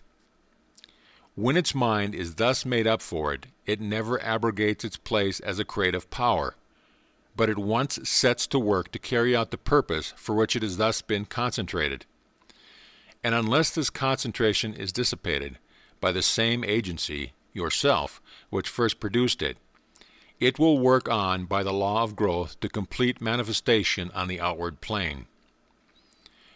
In dealing with this great impersonal intelligence, we are dealing with the infinite, and we must fully realize infinitude as that which touches all points, and if it does, there should be no difficulty in understanding that this intelligence can draw together the means requisite for its purpose, even from the ends of the world, and therefore, realizing the law according to which the result can be produced, we must resolutely put aside all questioning as to the specific means which will be employed in any case. To question this is to sow the very seed of doubt, which is the first object to eradicate. And our intellectual endeavor should therefore be directed, not to the attempt to foretell the various secondary causes which will eventually combine to produce the desired result, laying down beforehand what particular causes should be necessary, and from what quarter they should come. But we should direct our intellectual endeavor to see more clearly the rationale of the general law by which trains of secondary cause are set in motion. Employed in the former way, our intellect becomes the greatest hindrance to our success, for it only helps to increase our doubts, since it is trying to grasp particulars which at the time are entirely outside its circle of vision. But employed in the latter, it affords the most material aid in maintaining that nucleus without which there is no center from which the principle of growth can assert itself.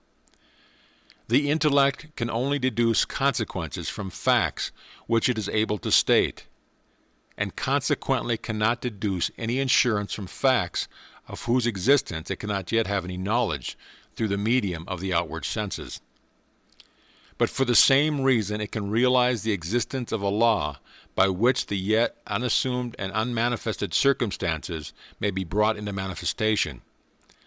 Thus used in its right order, the intellect becomes the handmaid of that more interior power within us which manipulates the unseen substance of all things, and which we may call relative first cause. End of chapter. Chapter 9. Causes and Conditions. The expression relative first cause has been used in the last section to distinguish the action of the creative principle in the individual mind from universal first cause on the one hand, and from secondary causes on the other. As it exists in us, primary causation is the power to initiate a train of causation directed to an individual purpose.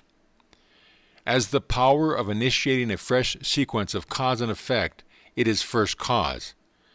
And as referring to an individual purpose, it is relative, and it may therefore be spoken of as relative first cause, or the power of primary causation manifested by the individual. The understanding and use of this power is the whole object of mental science, and it is therefore necessary that the student should clearly see the relation between causes and conditions. A simple illustration will go further for this purpose than any elaborate explanation. If a lighted candle is brought into a room and the room becomes illuminated, and if the candle is taken away, it becomes dark again.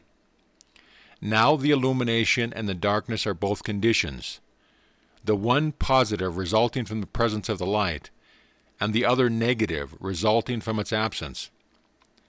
From this simple example, we therefore see that every positive condition has an exactly opposite negative condition corresponding to it, and that this correspondence results from their being related to the same cause. The one positively and the other negatively, and hence we may lay down the rule that all positive conditions result from the active presence of a certain cause, and all negative conditions from the absence of such a cause. A condition, whether positive or negative, is never primary cause, and the primary cause of any series can never be negative. For negation is the condition which arises from the absence of active causation.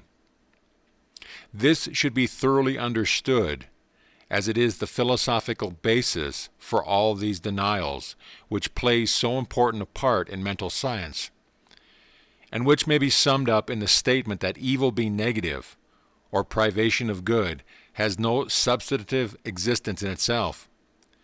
Conditions, however, whether positive or negative, are no sooner called into existence than they become cause in their turn and produce further conditions, and so on ad infinitum, thus giving rise to the whole train of secondary causes. So long as we judge only from the information conveyed to us by the outward senses, we are working on the plane of secondary causation, and see nothing but a succession of conditions, forming part of an endless train of antecedent conditions coming out of the past and stretching away into the future. And from this point of view, we are under the rule of an iron destiny from which there seems no possibility of escape. This is because the outward senses are only capable of dealing with the relations which one mode of limitation bears to another, for they are the instruments which we can take and cognize of the relative and the condition. Now the only way of escape is by rising out of the region of secondary causes into that of primary causation, where the originating energy is to be found before it is yet passed into manifestation as a condition. This region is to be found within ourselves. It is the region of pure ideas, and it is for this reason that I have laid stress on the two aspects of spirit as pure thought and manifested form. The thought image or ideal pattern of a thing is the first cause relatively to that thing. It is the substance of that thing untrammeled by any antecedent conditions. If we realize that all visible things must have their origin in spirit, then the whole creation around us is the standing evidence that the starting point of all things is in thought images or ideas. For no other actions than the formation of such images can be conceived of spirit prior to its manifestation in matter. If then this is spirit's modus operandi for self-expression, we have only to transfer this conception from the scale of cosmic spirit working on the plane of the universal to that of individualized spirit working on the plane of the particular, to see that the formation of an ideal image by means of our thought is setting first cause in motion with regard to the specific object. There is no difference in kind between the operation of first cause in the universal and in the particular. The difference is only a difference of scale, but the power itself is identical. We must therefore always be very clear as to whether we are consciously using first cause or not. Note the word consciously, because whether consciously or unconsciously, we are always using first cause. And it was for this reason I emphasized the fact that the universal mind is purely subjected, and therefore bound by the laws which apply to subjective mind on whatever scale. Hence, we are always impressing some sort of ideas upon it, whether we are aware of the fact or not. And all our existing limitations result from our having habitually impressed upon it that idea of limitation, which we have imbibed by restricting all possibility to the region of secondary causes. But now, when investigations have shown us that conditions are never causes in themselves, but only the subsequent links of a chain started on the plane of the pure ideal, what we have to do is to reverse our method of thinking and regard the ideal as the real, and the outward manifestation as a mere reflection which must change with every change of the object which casts it. For this reason, it is essential to know whether we are consciously making use of the first cause with a definite purpose or not, and the criterion is this. If we regard the fulfillment of our purpose as contingent upon any circumstances, past, present, or future, we are not making use of first cause. We have descended to the level of secondary causation, which is the region of doubts, fears, and limitations, all which we are impressing upon the universal subjective mind, with the inevitable result that it will build up corresponding external conditions. But if we realize that the region of secondary causes is the region of mere reflections, we shall not think of our purpose as contingent on any conditions whatever. But we shall know that by forming the idea of it in its absolute and maintaining that idea, we have shaped the first cause into the desired form and can await the result with cheerful expectancy. It is here that we find the importance of realizing spirit's independence of time and space. An ideal as such cannot be formed in the future. It must either be formed here and now or not be formed at all. And it is for this reason that every teacher who has ever spoken with due knowledge of the subject has impressed upon his followers the necessity of picturing to themselves the fulfillment of their desires as already accomplished on the spiritual plane, as the indispensable condition of fulfillment in the visible and concrete. When this is properly understood, any anxious thought as to the means to be employed in the accomplishment of our purpose is seen to be quite unnecessary. If the end is already secured, then it follows that all the steps leading to it are secured also.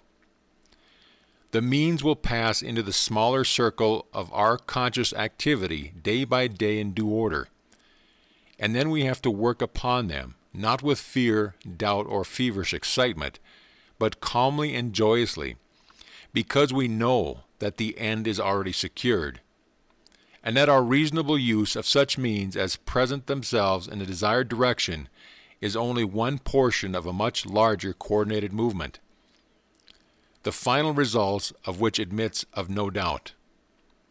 Mental science does not offer a premium to idleness, but it takes all work out of the region of anxiety and toil by assuring the worker of the success of his labor, if not in the precise form he anticipated, then in some other still better suited to his requirements. But suppose, when we reach a point where some momentous decision has to be made, we happen to decide wrongly. On the hypothesis that the end is already secured, you cannot decide wrongly.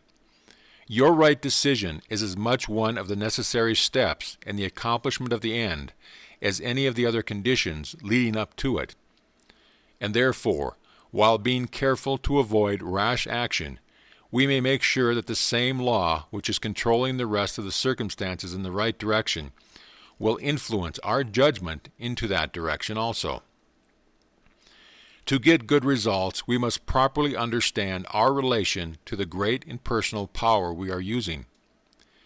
It is intelligent, and we are intelligent, and the two intelligencies must cooperate. We must not fly in the face of the law by expecting it to do for us what it can only do through us. And we must therefore use our intelligence with the knowledge that it is acting as the instrument of a greater intelligence. And because we have this knowledge, we may and should cease from all anxiety as to the final results. In actual practice, we must first form the ideal conception of our object with the definite intention of impressing upon the universal mind. It is this intention which takes such thought out of the region of mere casual fancies, and then affirm that our knowledge of the law is sufficient reason for a calm expectation of a corresponding result, and that therefore all necessary conditions will come to us in due order. We can then turn to the affairs of our daily life with the calm assurance that the initial conditions are either there already or will soon come into view. If we do not at once see them, let us rest content with the knowledge that the spiritual prototype is already in existence, and wait till some circumstance pointing in a desired direction begins to show itself. It may be a very small circumstance, but it is the direction and not the magnitude which is to be taken into consideration. As soon as we see it, we should regard it as the first sprouting of the seed we have sown in the Absolute, and do calmly and without excitement whatever the circumstance may seem to require. And then later on we shall see that this doing will lead to further circumstances in the same direction until we find ourselves conducted, step by step, to the accomplishment of our object. In this way, the understanding of the great principle of the law of supply will, by repeated experience, deliver us more and more completely out of the region of anxious thought and toilsome labor, and bring us into a new world where the useful employment of all our powers, whether mental or physical, will only be an unfolding of our individuality upon the lines of its own nature, and therefore a perpetual source of health and happiness, a sufficient inducement, surely, to the careful study of the laws governing the relationship between the individual and the universal mind. End of chapter. Chapter 10. Intuition. We have seen that the subjective mind is amenable to suggestion by the objective mind. But there is also an action of the subjective mind upon the objective. The individual's subjective mind is his own innermost self, and its first care is the maintenance of the individuality of which it is the foundation. And since it is pure spirit, it has its continual existence in that plane of being where all things subsist in the universal here and the everlasting now, and consequently can inform the lower mind of things removed from its ken, either by distance or futurity. As the absence of the conditions of time and space must logically concentrate all things into a present focus, we can assign no limit to the subjective mind's power of perception. And therefore the question arises, why does it not keep the objective mind continually informed on all points? And the answer is that it would do so if the objective mind were sufficiently trained to recognize the indications given. And to effect this training is one of the purposes of mental science. When once we recognize the position of the subjective mind as the supporter of the whole individuality, we cannot doubt that much of what we take to be a spontaneous movement of the object's mind has its origin in the subjective mind, prompting the objective mind into the right direction without our being consciously aware of it. But at times when the urgency of the case seems to demand it, or when, for some reason yet unknown, the objective mind is for a while more closely in rapport with the subjective mind, the interior voice is heard strongly and persistently. And when this is the case, we do well to pay heed to it. Want of space forbids me to give examples, but doubtless such will not be wanting in the reader's experience. The importance of understanding and following the intuition cannot be exaggerated, but I candidly admit the great practical difficulty of keeping the happy mean between the disregard of the interior voice and allowing ourselves to be run away with groundless fancies. The best guide is the knowledge that comes of personal experience, which gradually leads to the acquisition of a sort of inward sense of touch that enables us to distinguish the true from the false, and which appears to grow with a sincere desire for truth, and with the recognition of the Spirit as its source. The only general principles the writer can deduce from his own experience are that when, in spite of all appearances pointing in the direction of a certain line of conduct, there is still a persistent feeling that it should not be followed. In the majority of instances, it will be found that the argument of the objective mind, however correct on the facts objectively known, was deficient from ignorance of facts which could not be objectively known at the time, but which were known to the intuitive faculty. Another principle is that our very first impression of feeling of any subject is generally correct. Before the objective mind has begun to argue on the subject, it is like the surface of a smooth lake, which clearly reflects the light from above. But as soon as it begins to argue from outside appearances, these also throw the reflection upon its surface, so that the original image becomes blurred and is no longer recognizable.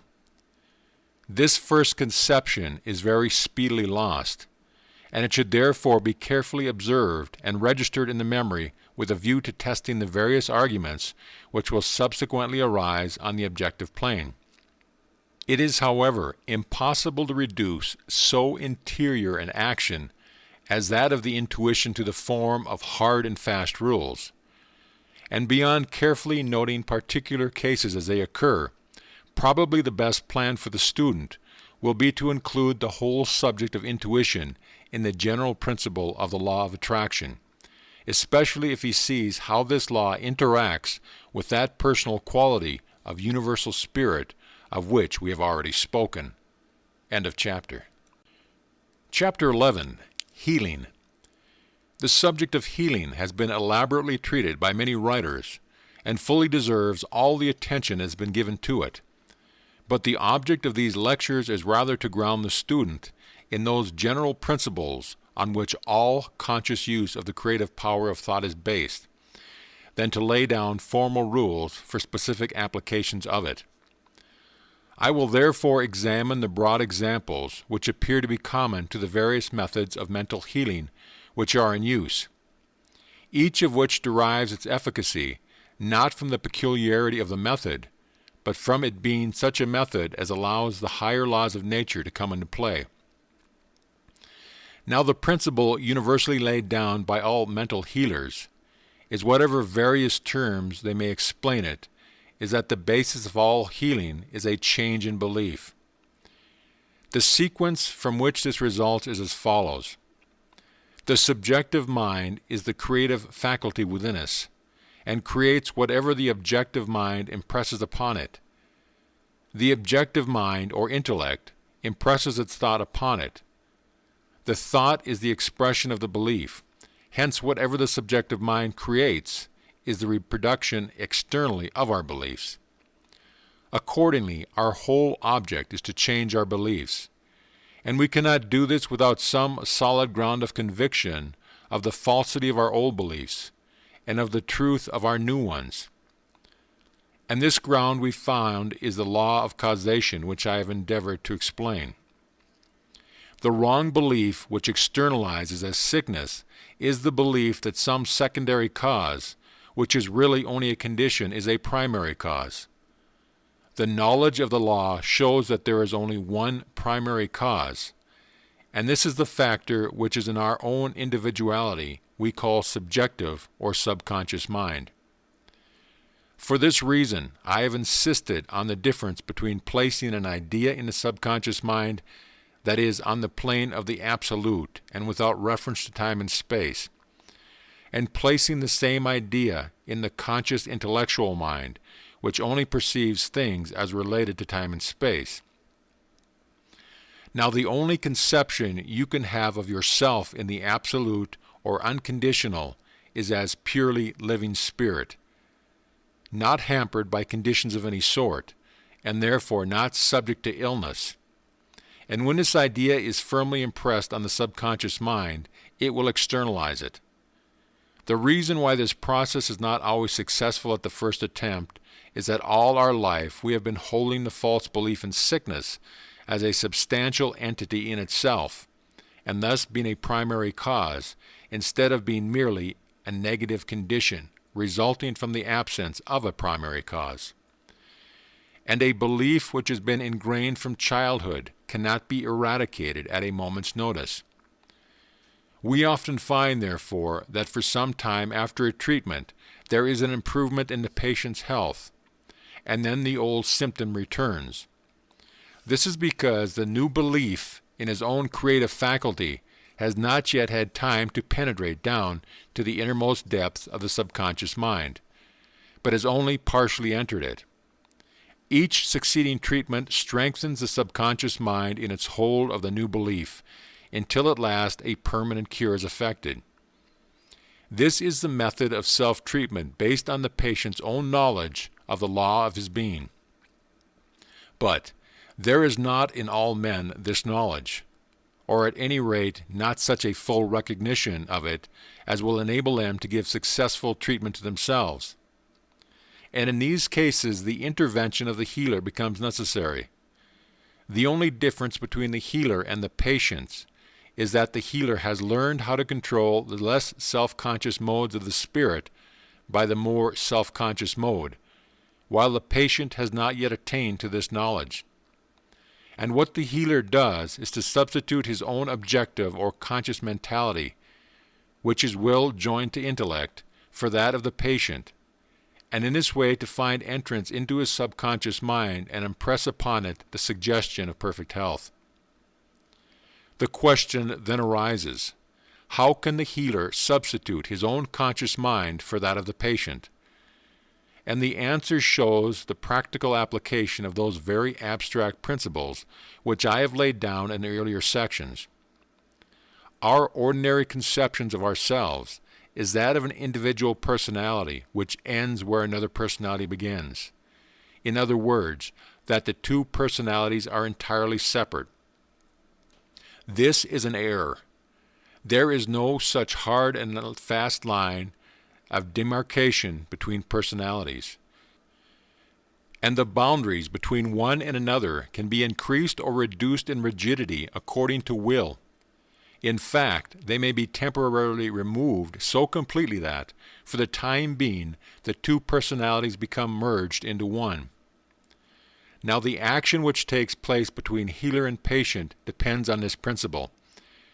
The patient is asked by the healer to put himself in a receptive mental attitude, which means that he is to exercise his volition for the purpose of removing the barrier of his own objective personality, and thus affording entrance to the mental power of the healer.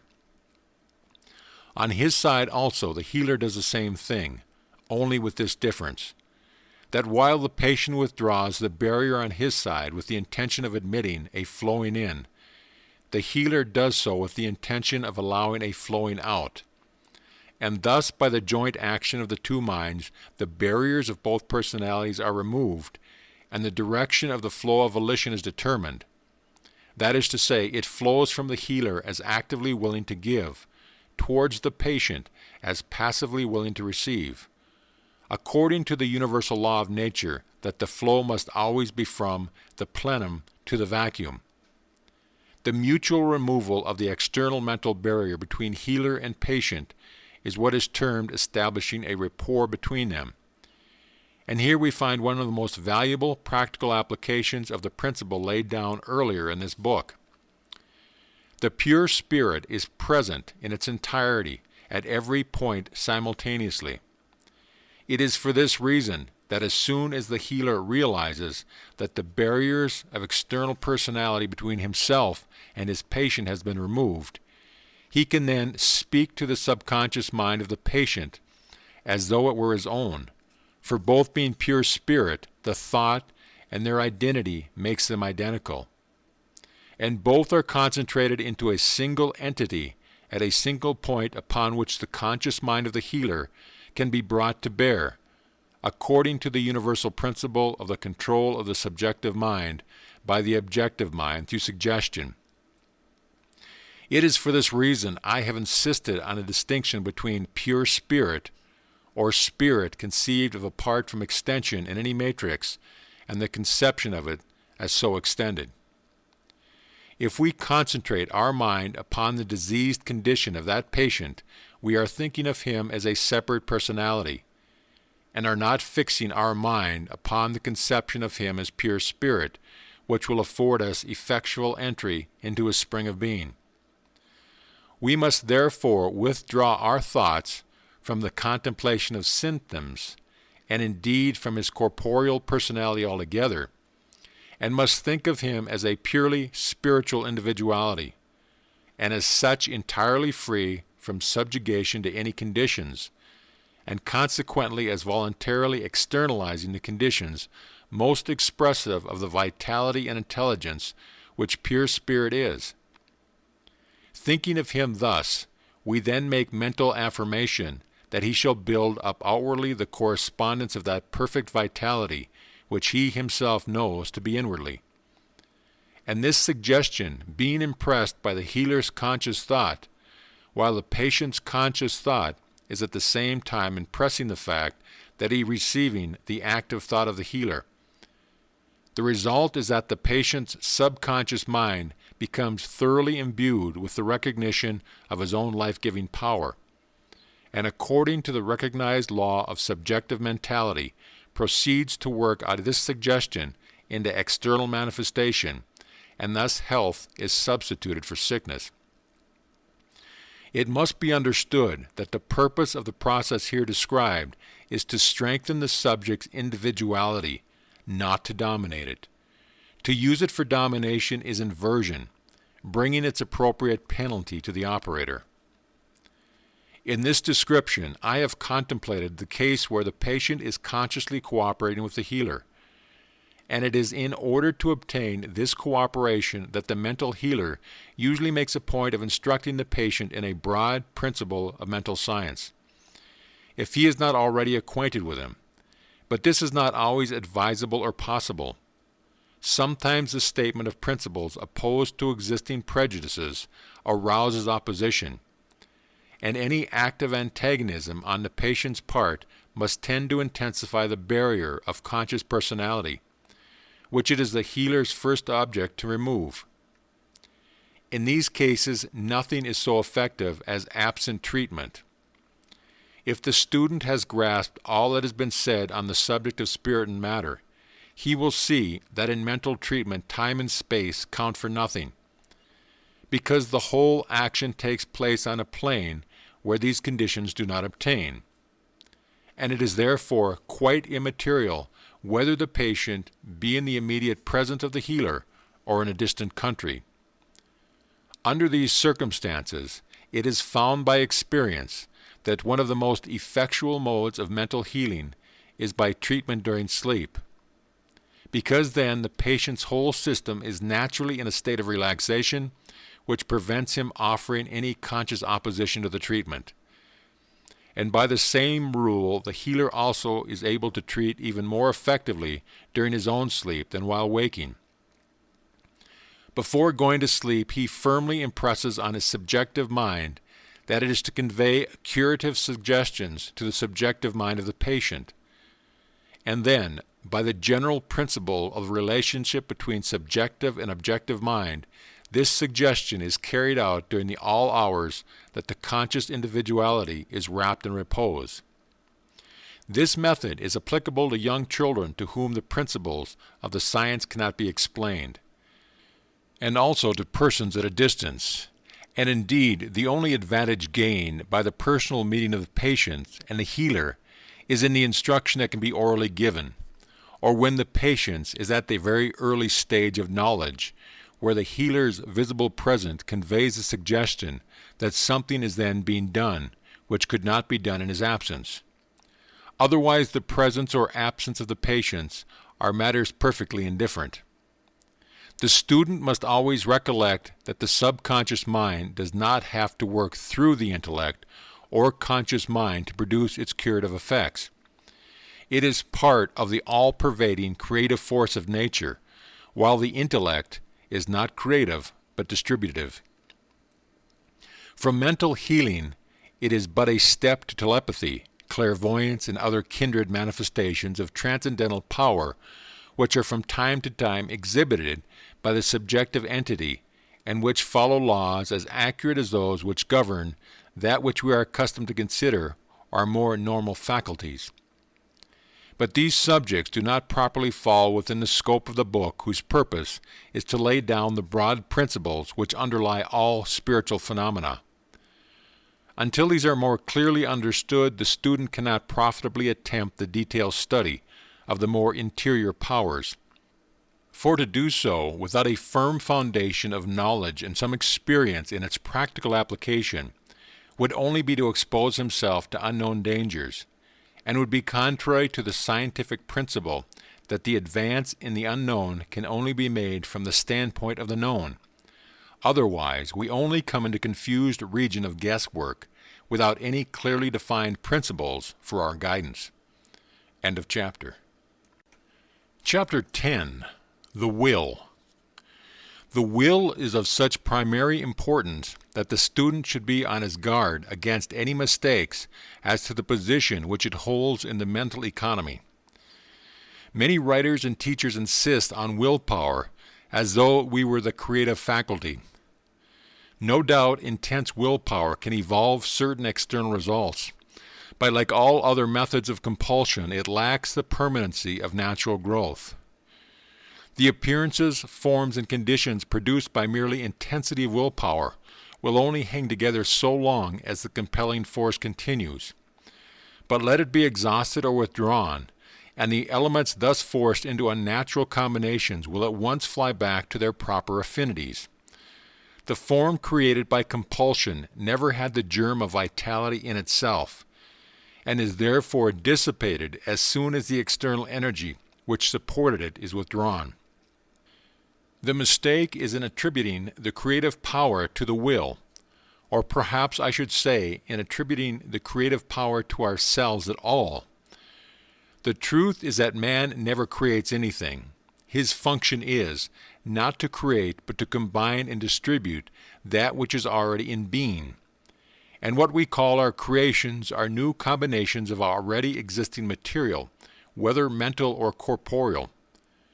This is amply demonstrated in the physical sciences.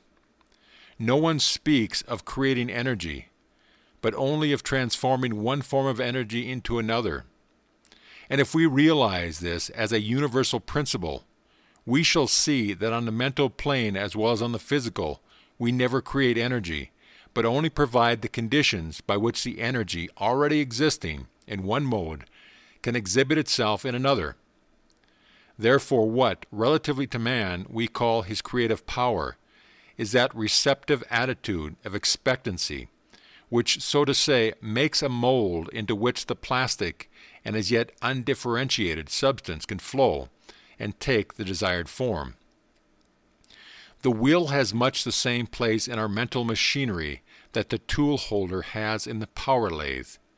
It is not the power, but it keeps the mental faculties in that position relatively to the power which enables it to do the desired work. If, using the word in its widest sense, we may say that the imagination is the creative function, we may call the will the centralizing principle. Its function is to keep the imagination centered in the right direction. We are aiming at consciously controlling our mental powers instead of letting them hurry us hither and thither in a purposeless manner. And we must therefore understand the relation of these powers to each other for the production of external results. First, the whole train of causation is started by some emotion which gives rise to a desire. Next, the judgment determines whether we shall externalize this desire or not. Then the desire having been approved by the judgment, the will comes forward and directs the imagination to form the necessary spiritual prototype.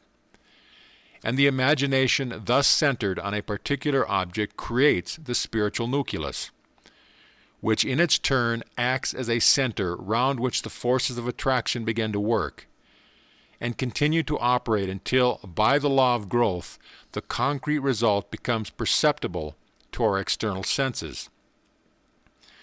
The business of the will, then, is to retain the various faculties of our mind in that position where they are really doing the work we wish, and this position may be generalized into the three following attitudes.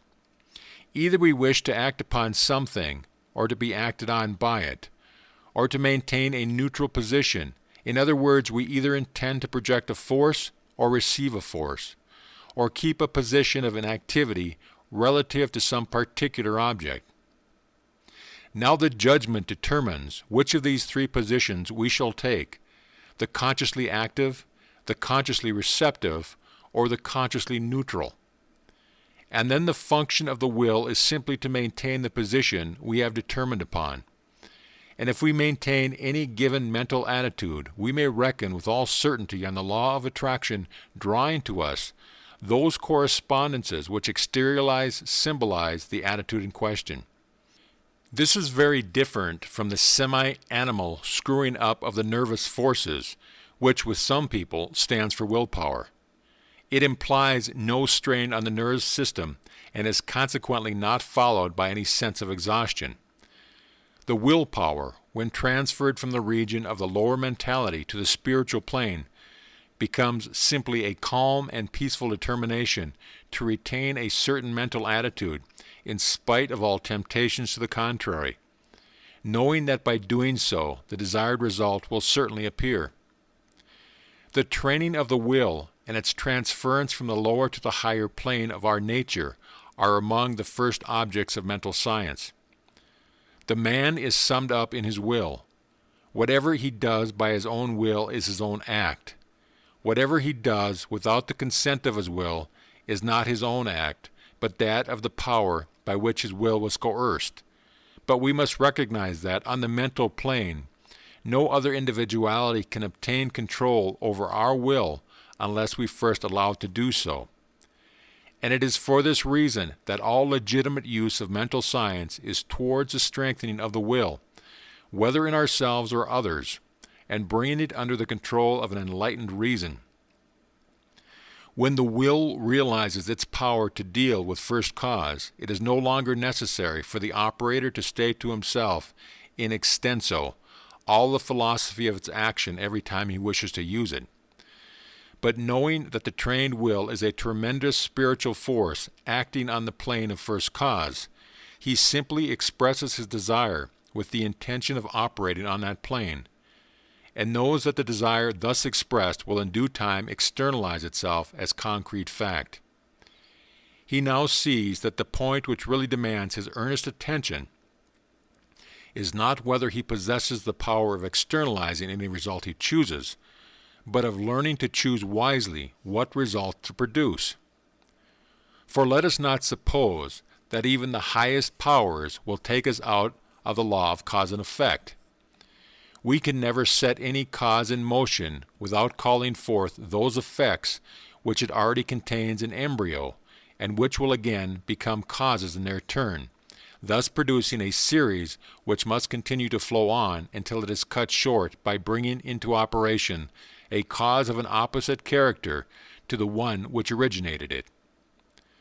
Thus we shall find the field for the exercise of our intelligence continually expanding with the expansion of our powers. For granted a good intention, we shall always wish to contemplate the results of our action as far as our intelligence will permit. We may not be able to see very far, but there is one safe general principle to be gained from what has already been said about cause and conditions, which is that the whole sequence always partakes of the same character as the initial cause. If that character is negative, that is, destitute of any desire to externalize kindness, cheerfulness, strength, beauty, or some other sort of good, this negative quality will make itself felt all down the line. But if the opposite affirmative character is in the original motive, then it will reproduce its kind in forms of love, joy, strength, and beauty with unerring precision. Before setting out, therefore, to produce new conditions by the exercise of our thought power, we should weigh carefully what further results they are likely to lead to. And here again we shall find an ample field for the training of our will, in learning to acquire that self-control which will enable us to postpone an inferior present situation to a greater prospective one. These considerations naturally lead us to the subject of concentration. I have just now pointed out that all duly controlled mental action consists in holding the mind in one of three attitudes. But there is a fourth mental condition, which is that of letting our mental functions run on without our will directing them to any definite purpose. It is on this word purpose that we must fix our whole attention. And instead of dissipating our energies, we must follow an intelligent method of concentration. The word means being gathered up at a center, and the center of anything is that point in which all its forces are equally balanced. To concentrate, therefore, means first to bring our minds into a condition of equilibrium, which will enable us to consciously direct the flow of spirit to a definitely recognized purpose, and then carefully to guard our thoughts from inducing a flow in the opposite direction. We must always bear in mind that we are dealing with a wonderful potential energy which is not yet differentiated into any particular mode, and that by the action of our mind we can differentiate it into any specific mode of activity that we will. And by keeping our thought fixed on the fact that the inflow of this energy is taking place, and that by our mental attitude we are determining its direction, we shall gradually realize a corresponding externalization. Proper concentration, therefore, does not consist of strenuous effort which exhausts the nervous system and defeats its own object by suggesting the consciousness of an adverse force to be fought against, and thus creating the adverse circumstances we dread, but in shutting out all thoughts of a kind that would disperse the spiritual nucleus we are forming, and dwelling cheerfully on the knowledge that, because the law is certain in its action, our desire is certain of accomplishment.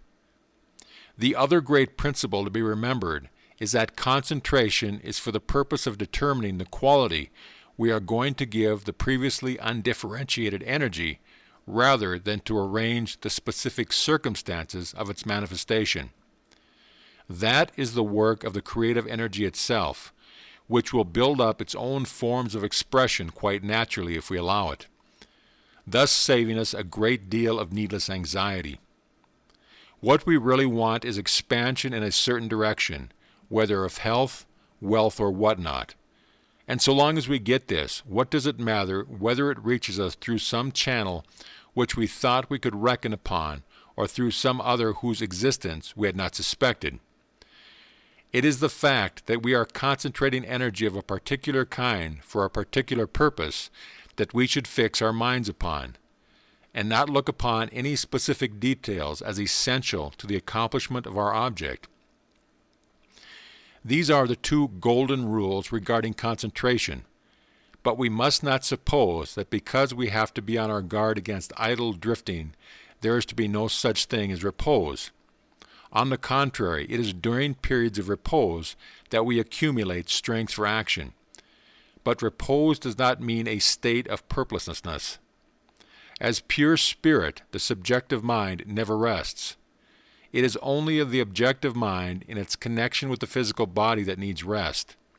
And though there are no doubt times when the greatest possible rest is to be obtained by stopping the action of our conscious thought altogether, the more generally advisable method is by changing the direction of the thought, and instead of centering it upon something we intend to do, let it dwell quietly upon what we are.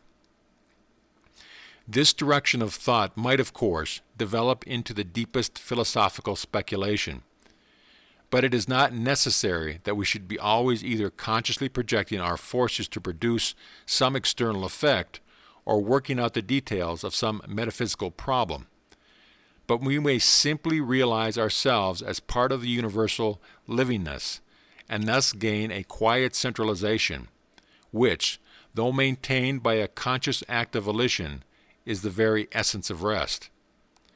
From this standpoint we see that all is life and all is good, and that nature, from her clearly visible surface to her most arcane depths, is one vast storehouse of life and good entirely devoted to our individual use.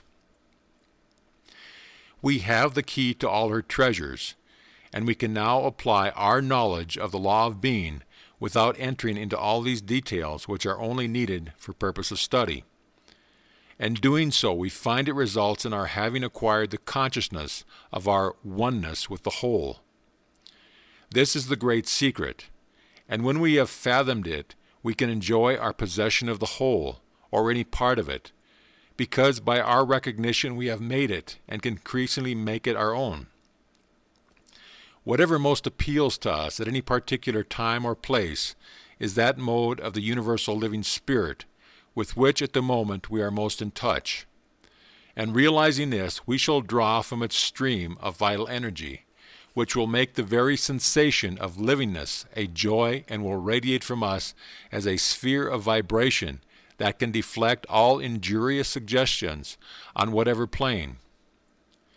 We may not have literary, artistic, or scientific skill to present to others the results of our communing with nature, but the joy of the sympathetic indrawing will nevertheless produce a corresponding outflow, manifesting itself in the happier look and kindlier mien of him who thus realizes his oneness with every aspect of the whole. He realizes, and this is the great point in that attitude of mind which is not directed to any specific external object, that for himself he is and always must be the center of all this galaxy of life. And thus he contemplates himself as seated at the center of infinitude, not an infinitude of blank space, but pulsating with living beings, in all of which he knows that the true essence is nothing but good. This is the very opposite to the selfish self-centeredness. It is the center where we find that we both receive from all and flow out to all. Apart from this principle of circulation, there is no true life. And if we contemplate our central position only as affording us greater advantage for intaking, we have missed the whole point of our studies by missing the real nature of the life principle, which is action and reaction. If we would have life enter into us, we ourselves must enter into life. Enter into the spirit of it, just as we must enter into the spirit of a book or a game to enjoy it.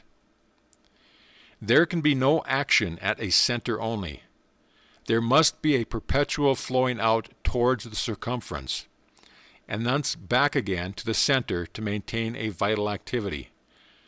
Otherwise, collapse must ensue either from anemia or congestion. But if we realize the reciprocal nature of the vital pulsation, and that the outflowing consists in the habit of mind which gives itself to the good it sees in others, rather than in any specific actions, then we shall find that the cultivation of this disposition will provide innumerable avenues for the universal livingness to flow through us, whether as giving or receiving, which we had never before suspected, and this action and reaction will so build upon our own vitality that each day will find us more thoroughly alive than any that had preceded it. This, then, is the attitude of repose in which we may enjoy all the beauties of science, literature, and art, or may peacefully commune with the spirit of nature without the aid of any third mind to act as its interpreter, which it is still a purposeful attitude, although not directed to a specific object. We have not allowed the will to relax its control, but merely altered its direction, so that for action and repose alike we find that our strength lies in our recognition of the unity of the Spirit and of ourselves as individual concentrations of it. End of chapter. Chapter 13. In Touch with Subconscious Mind. The preceding pages have made the student in some measure aware of the immense importance of our dealings with the subconscious mind. Our relation to it, whether on the scale of the individual or the universal, is the key to all that we are and ever can be. In its unrecognized working, it is the spring of all that we can call the automatic action of mind and body. And on the universal scale, it is the silent power of evolution gradually working onwards to that divine event to which the whole creation moves. And by our conscious recognition of it, we make it relatively to ourselves all that we believe it to be. The closer our rapport with it becomes, the more what we have hitherto considered automatic action, whether in our bodies or our circumstances, will pass under our control, until at last we shall control our whole individual world. Since then, this is the stupendous issue involved. The question how we are to put ourselves practically in touch with the subconscious mind is a very important one. Now the clue which gives us the right direction is to be found in the impersonal quality of subconscious mind, of which I have spoken. Not impersonal as lacking the elements of personality, nor even in the case of individual subjective mind as lacking the sense of individuality, but impersonal in the sense of not recognizing the particular external relations which appear to the objective mind to constitute its personality, and having a realization of itself quite independent of them. If, then, we would come in touch with it, we must meet it on its own ground.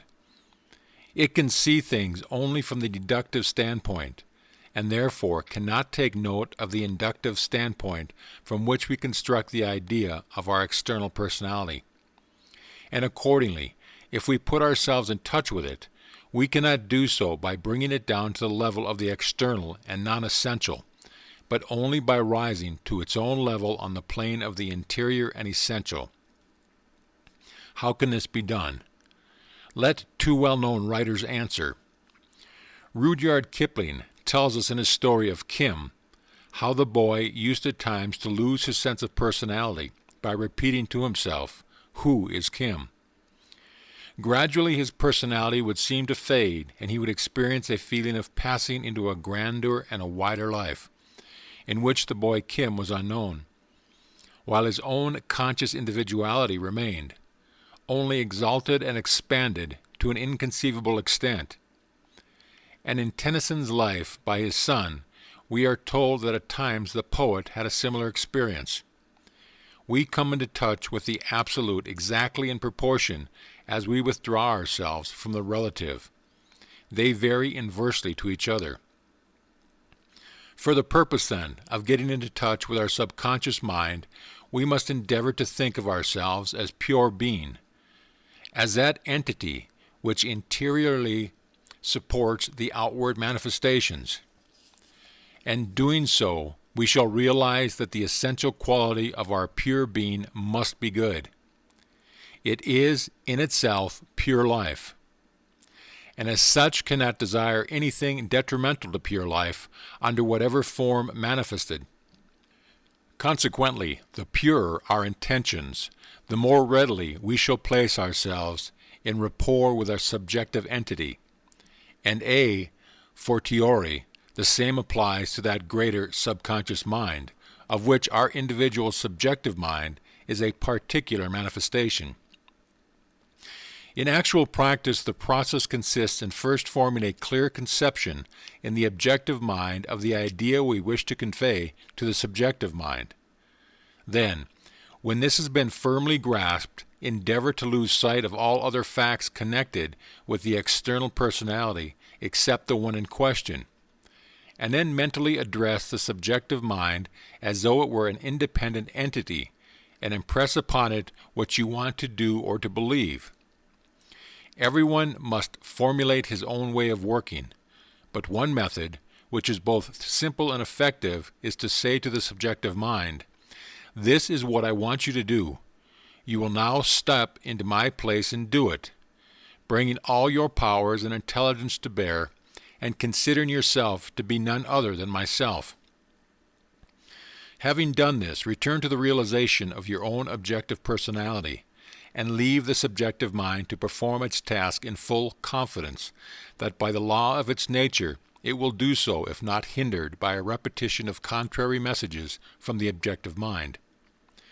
This is not a mere fancy, but a truth daily proved by the experience of increasing numbers. The facts have not been fabricated to fit the theory, but the theory has been built up by careful observation of the facts. And since it has been shown both by theory and practice that such is the law of the relation between subjective and objective mind, we find ourselves face to face with a very momentous question. Is there any reason why the laws which hold good of the individual's subjective mind should not hold good of the universal mind also? And the answer is that there is not. As has been already shown, the universal mind must, by its very universality, be purely subjective. And what is the law of a part must also be the law of the whole. The qualities of fire are the same, whether the centers of combustion be great or small. And therefore, we may well conclude these lectures by considering what will be the rest if we apply what we have learned regarding the individual's subjective mind to the universal mind. We have learned that the three great facts regarding subjective mind are its creative power, its amenities to suggestion, and its inability to work by any other than a deductive method. This last is an exceedingly important point, for it implies that the action of the subjective mind is in no way limited by precedent. The inductive method works on principles inferred from an already existing pattern, and therefore at the best only produces the old thing in a new shape. But the deductive method works according to the essence or spirit of the principle, and does not depend on any previous concrete manifestation for its apprehension of it. And this latter method of working must necessarily be that of the all-originating mind. For since there could be no prior existing pattern from which it could learn the principles of construction, the want of a pattern would have prevented its creating anything had its method been inductive instead of deductive. Thus, by the necessity of the case, the universal mind must act deductively, that is, according to the law which has been found true of individual subjective mind. It is thus not bound by any precedent, which means that its creative power is absolutely unlimited. And since it is essentially subjective mind and not objective mind, it is entirely agreeable to suggestion. Now, it is an unavoidable inference from the identity of the law governing suggestive mind, whether in the individual or the universal, that just as we can, by suggestion, impress a certain character of personality upon the individual subjective mind, so we can and do upon the universal mind. And it is for this reason that I have drawn attention to the inherent personal quality of pure spirit when contemplated in its most interior plane. It becomes, therefore, the most important of all considerations with what character we invest the universal mind. For since our relation to it is purely subjective, it will infallibly bear to us exactly that character which we impress upon it. In other words, it will be to us exactly what we believe it to be. This is simply a logical inference from the fact that, as subjective mind, our primary relation to it can only be on the subjective plane, and indirectly our objective relations must also spring from the same source. This is the meaning of that remarkable passage, twice repeated in the Bible, "With the pure thou wilt show thyself pure, and with the forward thou wilt show thyself forward." For the context makes it clear that these words are addressed to the divine being. The spiritual kingdom is within us, and as we realize it there, so it becomes to us a reality. It is the unvarying law of the subjective life that, as a man thinketh in his heart, so is he. That is to say, his inward subjective states are the only true reality, and what we call external realities are only their objective correspondences.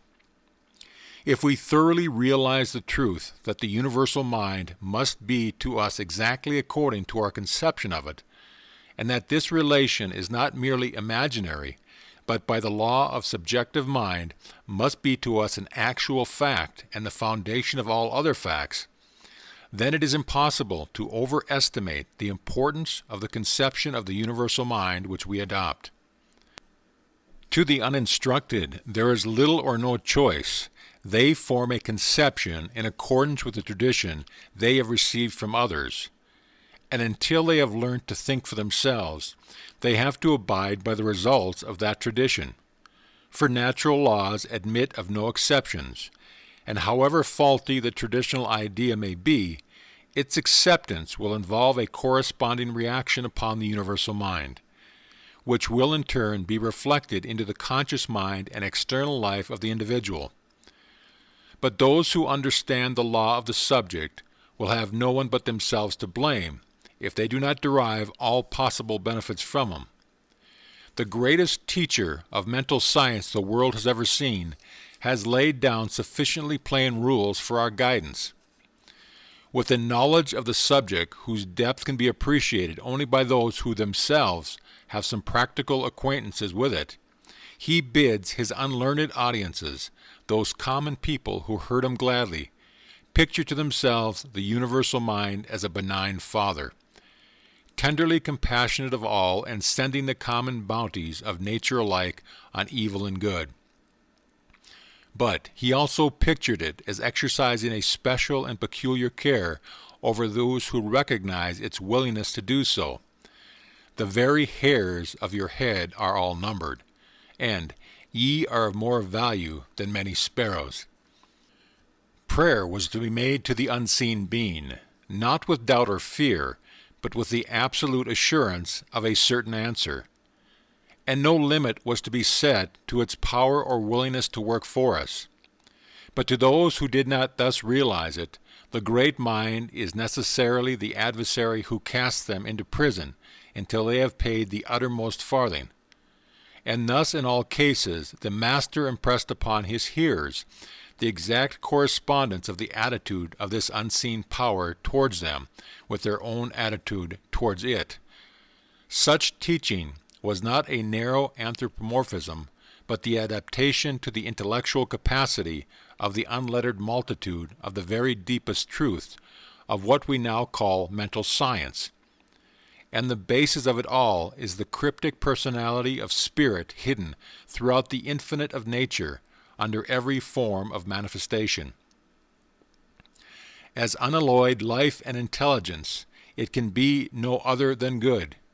It can entertain no intention of evil, and thus all intentional evil must put us in opposition to it, and so deprive us of the consciousness of its guidance and strengthening, and thus leave us to grope our own way and fight our own battle single-handed against the universe. Odds which at last will surely prove too great for us. But remember that the opposition can never be on the part of the universal mind, for in itself it is subconscious mind, and to suppose any active opposition taken on its own initiative would be contrary to all we have learned as to the nature of subconscious mind, whether in the individual or the universal. The position of the universal mind towards us is always the reflection of our own attitude.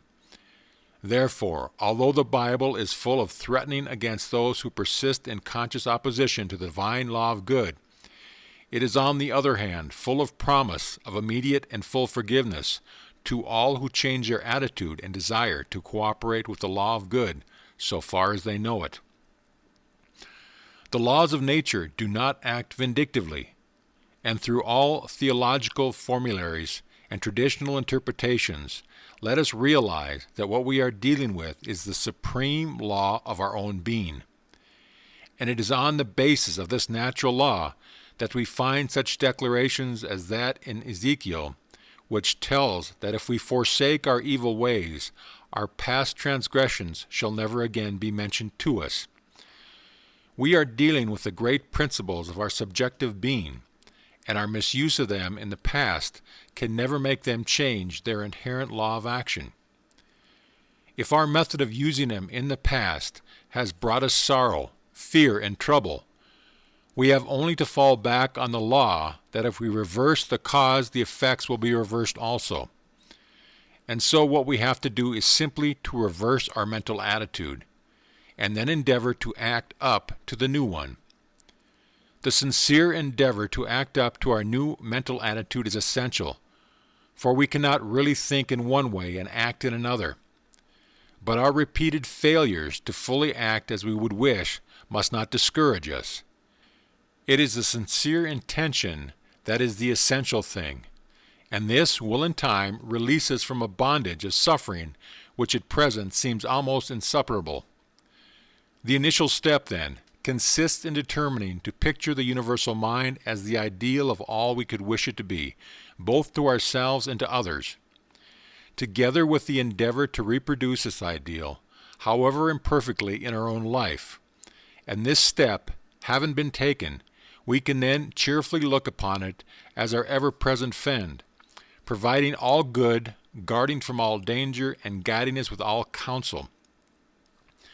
Gradually, as the habit of thus regarding the universal mind grows upon us, we shall find that in accordance with the laws we have been considering, it will become more and more personal to us, and in response to our desires and its inherent intelligence will make itself more and more clearly perceptible within as a power of perceiving truth far beyond any statement of it that we could formulate by merely intellectual investigation. Similarly, if we think of it as a great power devoted to supplying all our needs, we shall impress this character also upon it. And by the law of subjective mind, it will proceed to enact the part of that special providence which we have credited with being. And if, beyond the general care of our concerns, we would draw to ourselves some particular benefit, the same rule holds good of impressing our desire upon the universal subjective mind. And if we realize that above and beyond all this we want something still greater and more enduring, the building up of character and unfolding of our powers so that we may expand into fuller and yet fuller measures of joyous and joy-giving life, still the same rule holds good.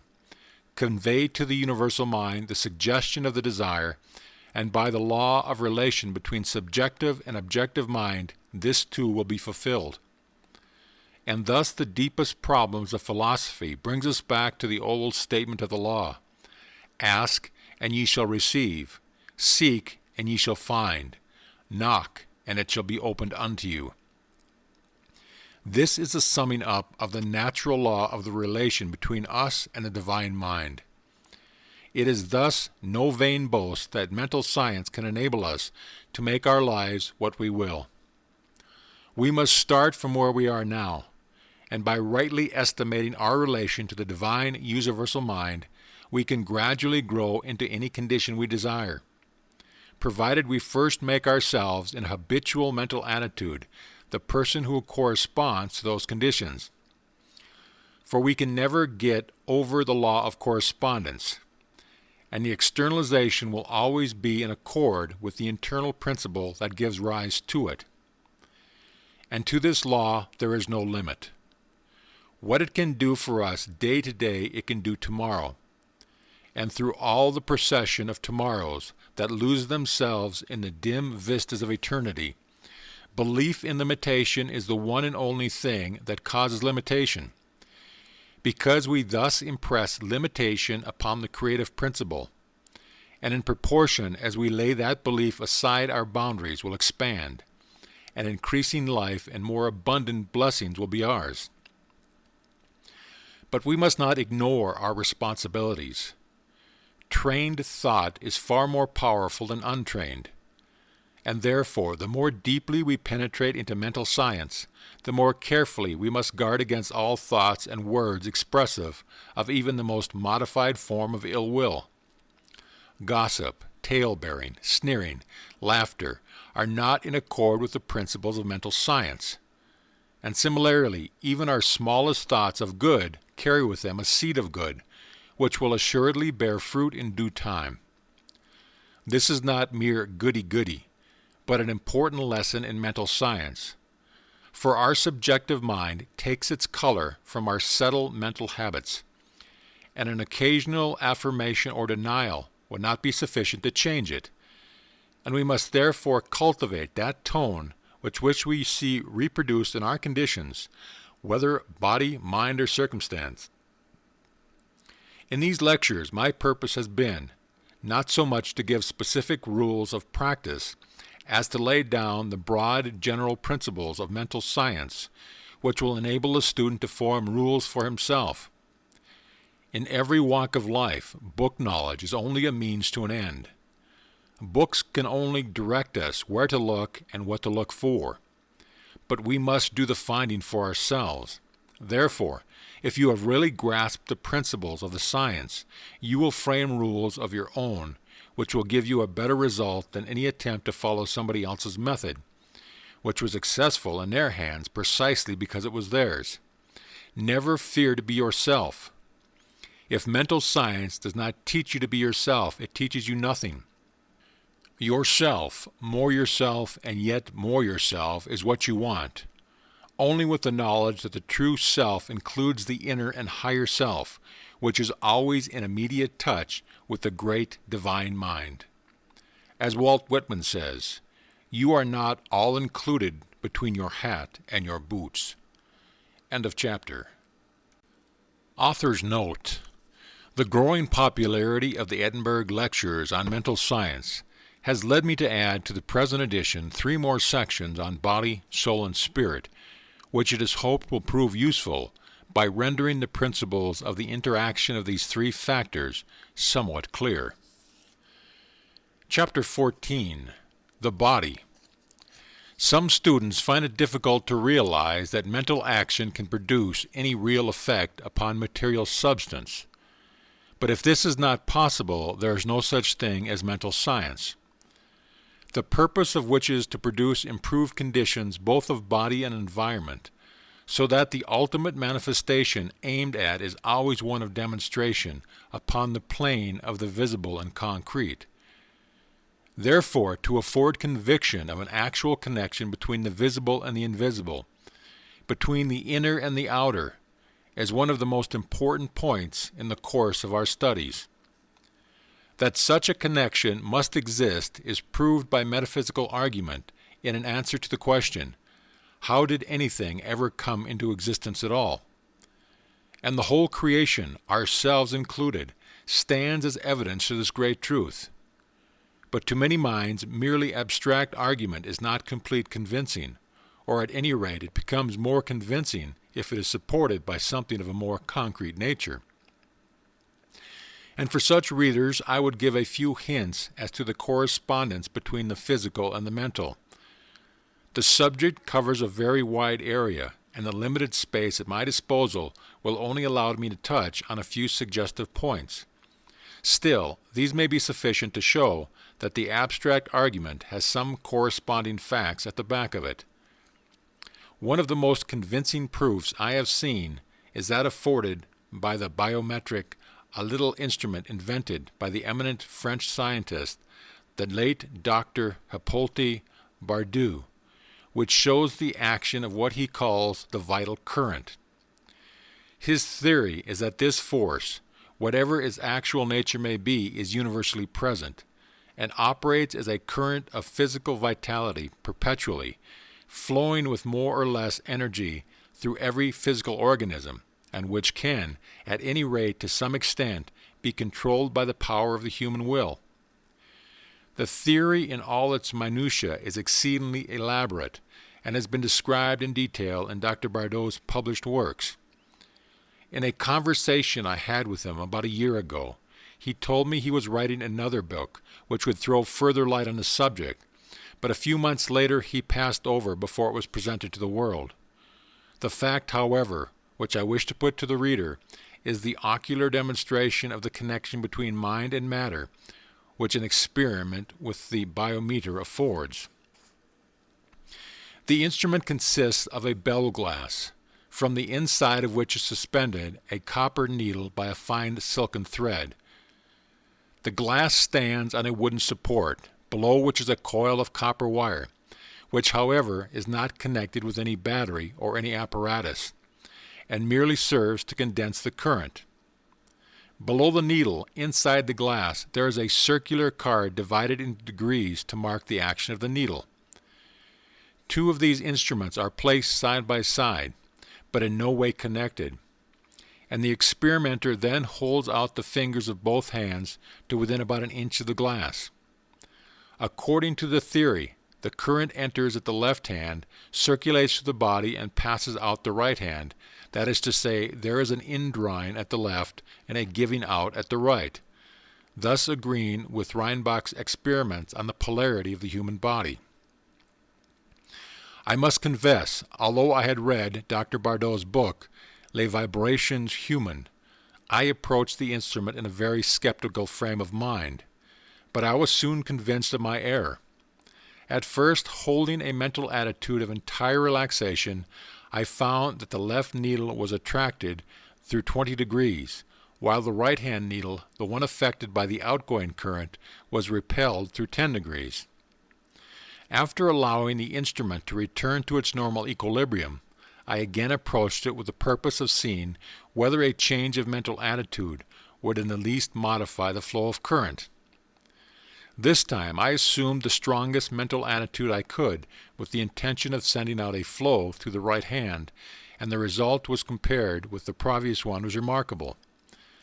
The left-hand needle was now attracted only through 10 degrees, while the right-hand one was deflected through something over 30, thus clearly indicating the influence of the mental faculties in modifying the action of the current. I may mention that the experiment was made in the presence of 2 medical men who noted the movement of the needles. I will not here stop to discuss the question of what the actual constitution of this current of vital energy may be. It is sufficient for our present purpose that it is there, and the experiment I have described brings us face to face with the fact of a correspondence between our own mental attitude and the invisible forces of nature. Even if we say that this current is some form of electricity, and that the variation of its action is determined by changes in the polarization of the atoms of the body, then this change of polarity is the result of mental action, so that the quickening or retarding of the cosmic current is equally the result of the mental attitude, whether we suppose our mental force to act directly upon the current itself or indirectly by inducing changes in the molecular structure of the body. Whichever hypothesis we adopt, the conclusion is the same, namely that the mind has power to open or close a door to invisible forces in such a way that the result of the mental action becomes apparent on the material plane. Now, investigation shows that the physical body is a mechanism specially adapted for the transmutation of the inner or mental power into modes of external activity. We know from mental science that the whole body is traversed by a network of nerves which serves as the channels of communication between the indwelling spiritual ego, which we call mind, and the functions of the external organism. This nervous system is dual. One system, known as the sympathetic, is the channel for all those activities which are not consciously directed by our volition, such as the operation of the digestive system, the repair of the daily wear and tear of the tissues, and the like. The other system, known as the voluntary or cerebrospinal system, is the channel through which we receive conscious perception from the physical senses and exercise control over the movements of the body. This system has its center in the brain, while the other has its center in the ganglionic mass at the back of the stomach known as the solar plex, and sometimes spoken of as the abdominal brain. The cerebrospinal system is a channel of our volitional or conscious mental action, and the sympathetic system is the channel of that mental action which unconsciously supports the vital functions of the body. Thus, the cerebrospinal system is the organ of conscious mind, and the sympathetic is that of the subconscious mind. But the interaction of conscious and subconscious mind requires a similar interaction between the corresponding system of nerves, and one conspicuous connection by which this is provided is the nerve. The nerve passes out of the cerebral region as a portion of the voluntary system, and through it we control the vocal glands. Then it passes onward to the thorax, sending out branches to the heart and lungs, and finally passing through the diaphragm.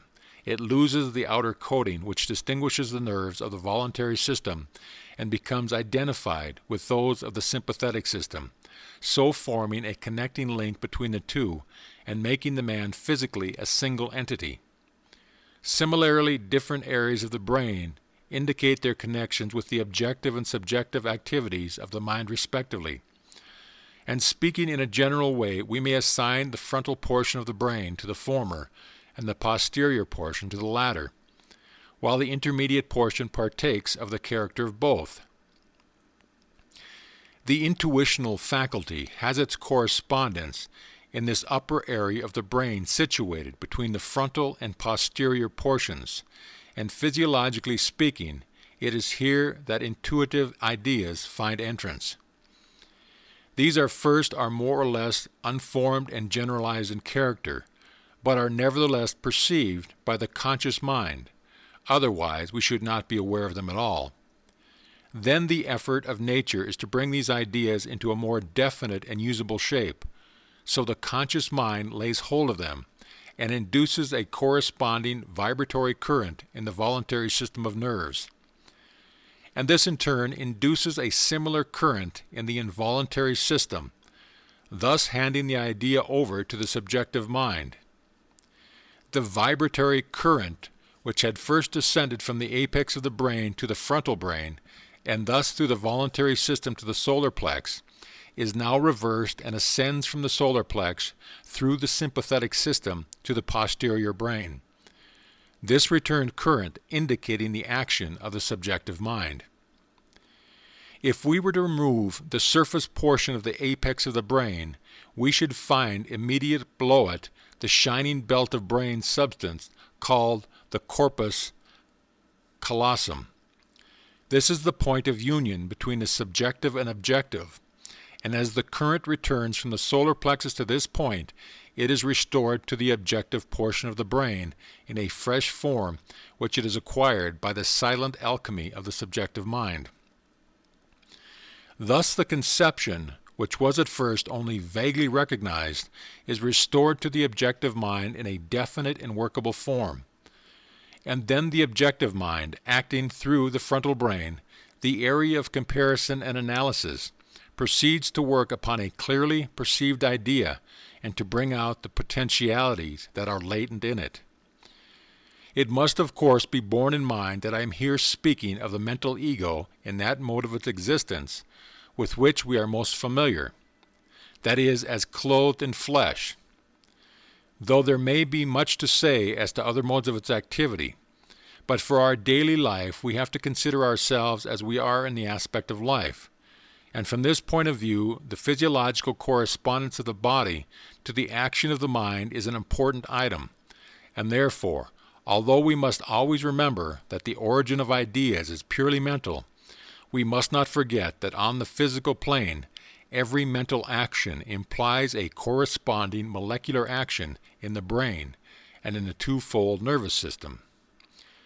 If, as the old Elizabethan poet says, the soul is form, and doth the body make, then it is clear that the physical organism must be a mechanical arrangement, as specially adopted for the use of the soul's power as a steam engine is for the power of steam.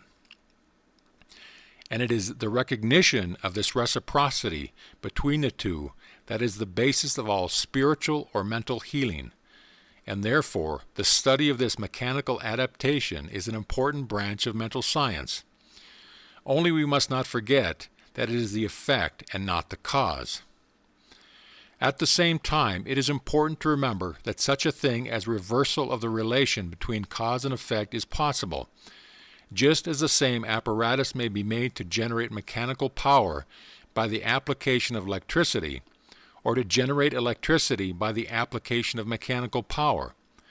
And the importance of this principle consists in this: there is always a tendency for actions which were at the first voluntary to become automatic, that is, to pass from the region of conscious mind into that of subconscious mind, and to acquire a permanent domicile there.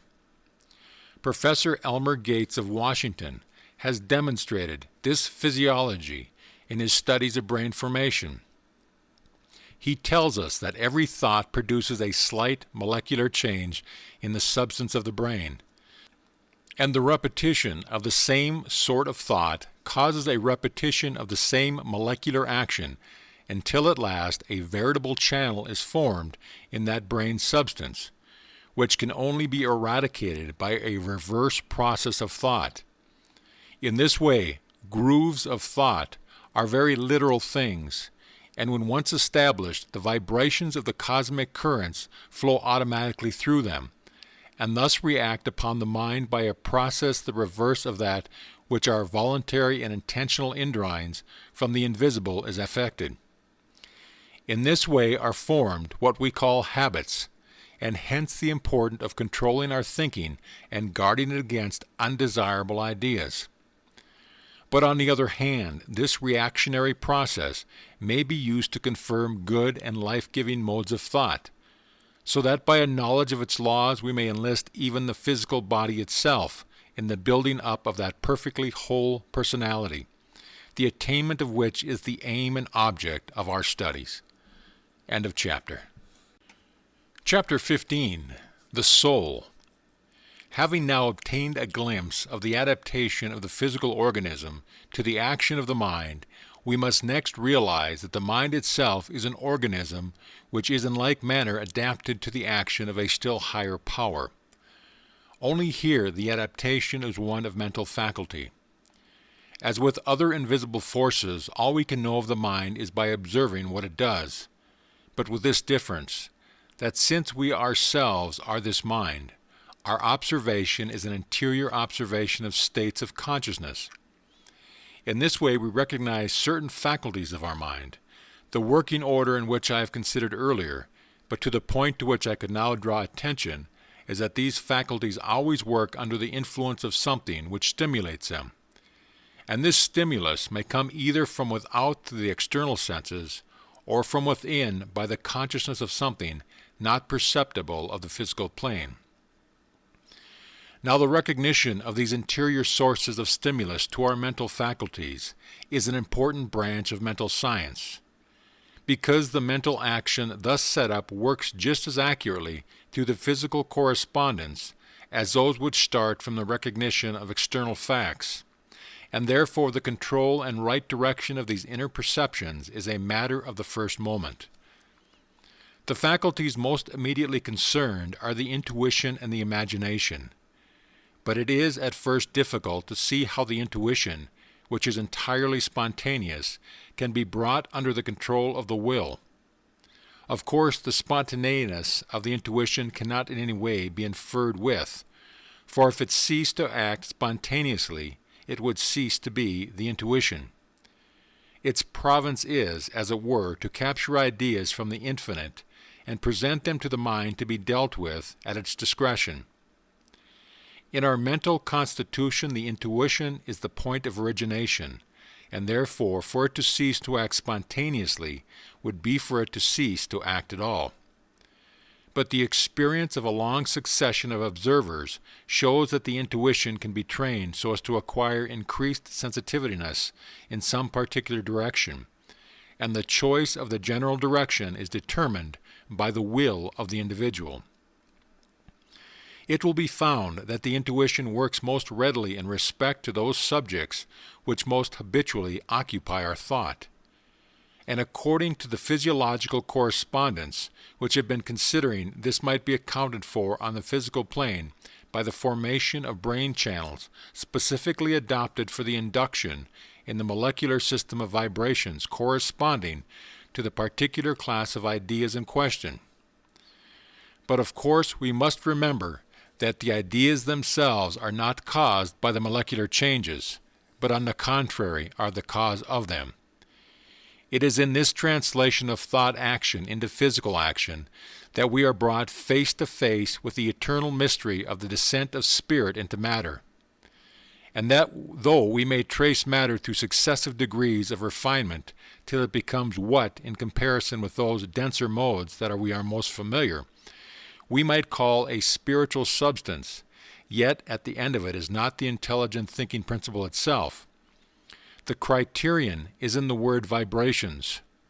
However delicately etheric the substance, its movement commences by the vibration of its particles, and a vibration is a wave having a certain length, amplitude, and period, That is to say, something which can exist only in terms of space and time. And as soon as we are dealing with anything capable of the conception of measurement, we may be quite certain that we are not dealing with spirit, but only with one of its vehicles. Therefore, although we may push our analysis of matter further and even further back, and on this line there is a great deal of knowledge to be gained, we shall find that the point at which spiritual power or thought force is translated into etheric or atomic vibration will always elude us. Therefore, we must not attribute the origination of ideas to molecular displacement in the brain, though, by the reaction of the physical upon the mental which I have spoken of above, the formation of thought channels in the gray matter of the brain may tend to facilitate the reception of certain ideas. Some people are actually conscious of the action of the upper portion of the brain during the influx of an intuition, the sensation being that of a sort of expansion in the brain area, which might be compared to the opening of a valve or door.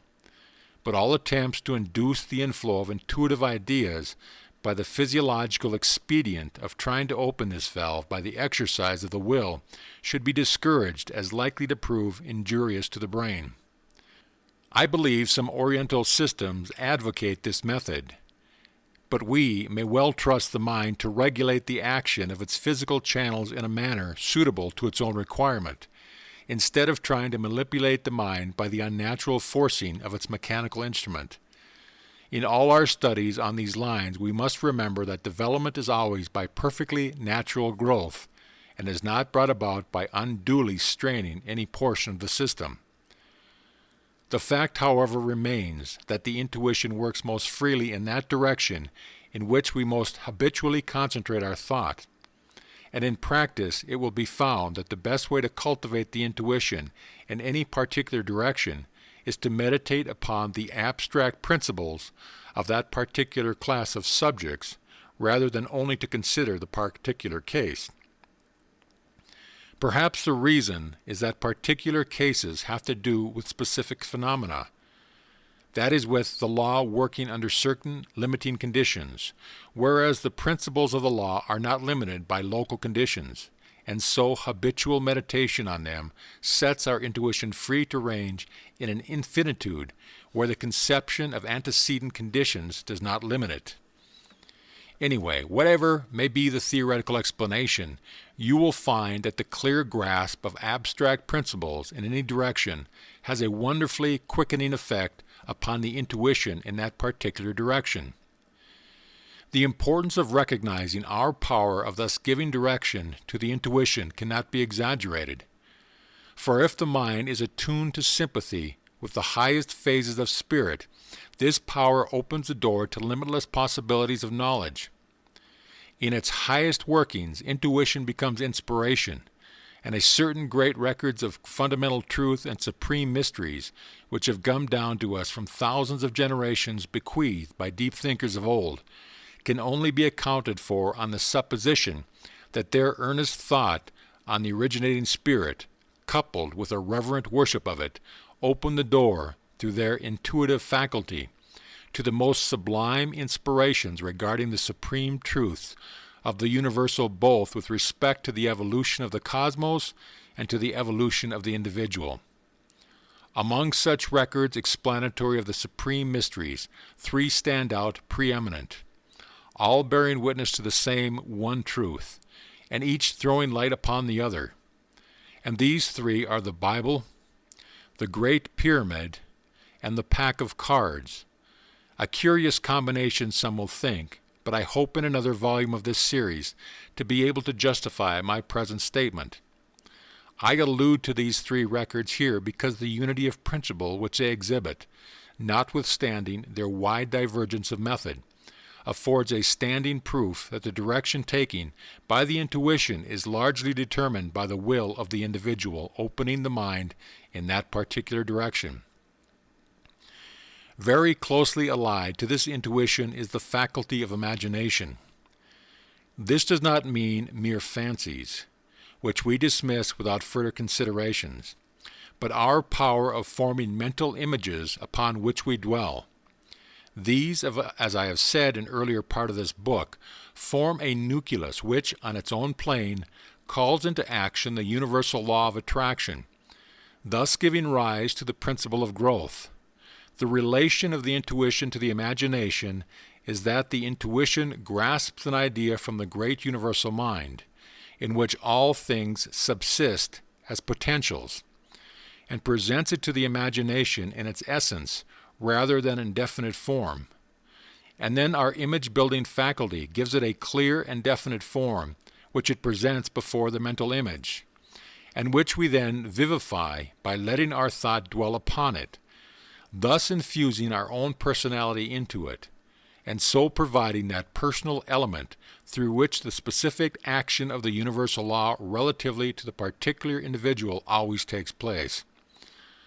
Whether our thought shall be allowed thus to dwell upon a particular mental image depends on our own will, and our exercise of our will depends on our belief in our power to use it so as to disperse or consolidate a given mental image. And finally, our belief in our power to do this depends on our recognition of our relation to God, who is the source of all power.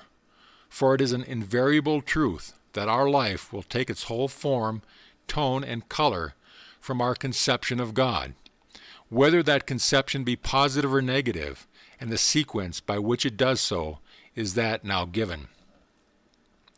In this way, then, our intuition is related to our imagination, and this relation has its physiological correspondence in the circulus of molecular vibrations I have described above, which, having its commencement in the higher or ideal portion of the brain, flows through the voluntary nervous system, the physical channel of objective mind, returning through the sympathetic system, the physical channel of subjective mind, thus completing the circuit and being then restored to the frontal brain, where it is consciously modeled into a clear-cut form suited to a specific purpose. In all this, the power of the will as regulating the action both of the intuition and the imagination must never lose sight of, for without such a central controlling power we should lose all sense of individuality, and hence the ultimate aim of the evolutionary process is to evolve individual wills actuated by such beneficence and enlightenment as shall take them fitting vehicles for the outflowing of the Supreme Spirit, which has hitherto created cosmically, and can now carry on the creative process to its highest stages only through conscious union with the individual. For this is the only possible solution of the great problem: how can the universal mind act in all its fullness upon the plane of the individual in particular? This is the ultimate of evolution, and the successful evolution of the individual depends on his recognizing this ultimate and working towards it. And therefore this should be the great end of our studies. This is a correspondence in the continuation of the body to the faculties of the soul, and there is a similar correspondence in the faculties of the soul to the power of the all-originating Spirit. And as in all other adaptations of specific vehicles, so also here. We can never correctly understand the nature of the vehicle and use it rightly until we realize the nature of the power for the working of which is specifically adapted. Let us then, in conclusion, briefly consider the nature of that power. End of chapter. Chapter 16. The Spirit. What must the Supreme All-Originating Spirit be in itself? This is the question before us. Let us start with one fact regarding it about which we cannot have any possible doubt. It is creative. If it were not creative, nothing would come into existence. Therefore, we know that its purpose, or law of tendency, must be to bring individual lives into existence and to surround them with a suitable environment. Now a power which has as for its inherent nature must be a kindly power. The spirit of life, seeking expression in individual lives, can have no other intention towards them than that they might have life, and that they might have it more abundantly. To suppose the opposite would be contradiction in terms. it would be to suppose the eternal principle of life acting against itself, expressing itself as the reverse of what it is, in which case it would not be expressing itself, but expressing its opposite, so that it is impossible to conceive of the spirit of life acting otherwise than to increase of life. This is as yet only imperfectly apparent by reason of our imperfect apprehension of the position, and our consequent want of conscious unity with the one eternal life. As our consciousness of unity becomes more perfect, so will the life-givingness of the Spirit become more apparent. But in the realm of principle, the purely affirmative and life-giving nature of the all-originating Spirit is an unavoidable conclusion. Now, by what name can we call such an inherent desire to add to the fullness of any individual's life, that is, to make it stronger, brighter, and happier? If this is not love, then I do not know what else it is. And so we are philosophically led to the conclusion that love is the prime moving power of the creative spirit. But expression is impossible without form. What form, then, should love give to the vehicle of its expression? By the hypothesis of the case, it could not find self-expression in forms that were hateful or repugnant to it. Therefore, the only logical correlation of love is beauty. Beauty is not yet universally manifested for the same reason that life is not, namely, lack of recognition of its principle. But that the principle of beauty is inherent in the eternal mind is demonstrated by all that is beautiful in the world in which we live. These considerations show us that the inherent nature of the Spirit must consist in the eternal interaction of love and beauty as the active and passive polarity of being. Then this is the power for the working of which our soul faculties are specially adapted. And when this purpose of the adaptation is recognized, we begin to get some insight into the way in which our intuition, imagination, and will should be exercised. By training our thought to habitually dwell upon this dual unity of the originating forces of love and beauty, the intuition is rendered more and more sensitive to ideas emanating from this supreme source. And the imagining faculty is trained in the formation of images corresponding to such ideas. While on the physical side, the molecular structure of the brain and body becomes more and more perfectly adjusted to the generating of vibratory currents tending to the outward manifestation of the originating principle. Thus the whole man is brought into unison with himself and with the supreme source of life, so that, in the words of St. Paul, he is being day by day renewed after the image of him that created him. Our more immediately personal recognition of the all-originating love and beauty will thus flow out as peace of mind, health of body, discretion in the management of our affairs, and power in the carrying out of our undertaking. And as such we advance to a wider conception of the working of the spirit of love and beauty in its infinite possibilities. So our intuition will find a wider scope, and our field of activity will expand along with it. In a word, we shall discover that our individuality is growing, and that we are becoming more truly ourselves than we ever were before.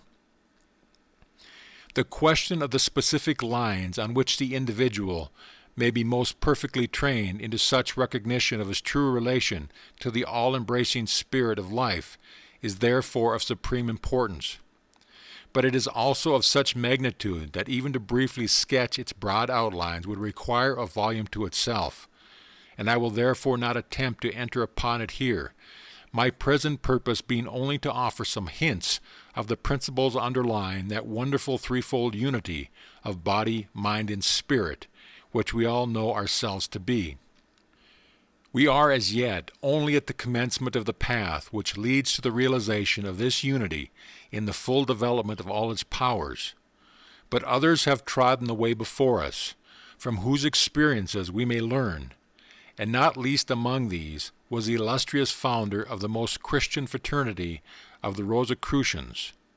This mastermind, setting out in his youth with the intention of going to Jerusalem, changed the order of his journey, and first traveled for 3 years in the symbolic city of Damkar, in the mystical country of Arabia, then for about a year in the mystical country of Egypt, and then for 2 years in the mystical country of Fez.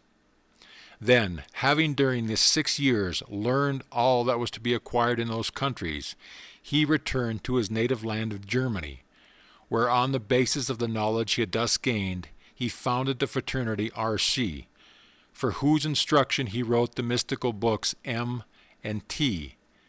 Then when he realized that his work in the present stage was accomplished, he of his own free will laid aside the physical body, not, it is recorded, by decay or disease or ordinary death, but by the express direction of the Spirit of life, summing up all his knowledge in the words, Jesus, mihi omnia.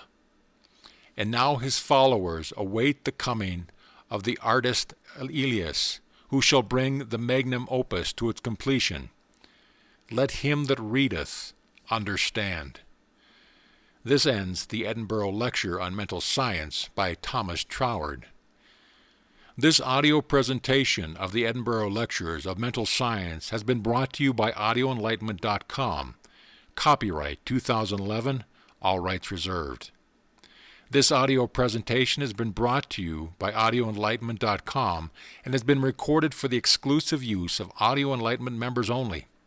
If you have received this audio from any website other than our own, please visit our website and let us know at your convenience.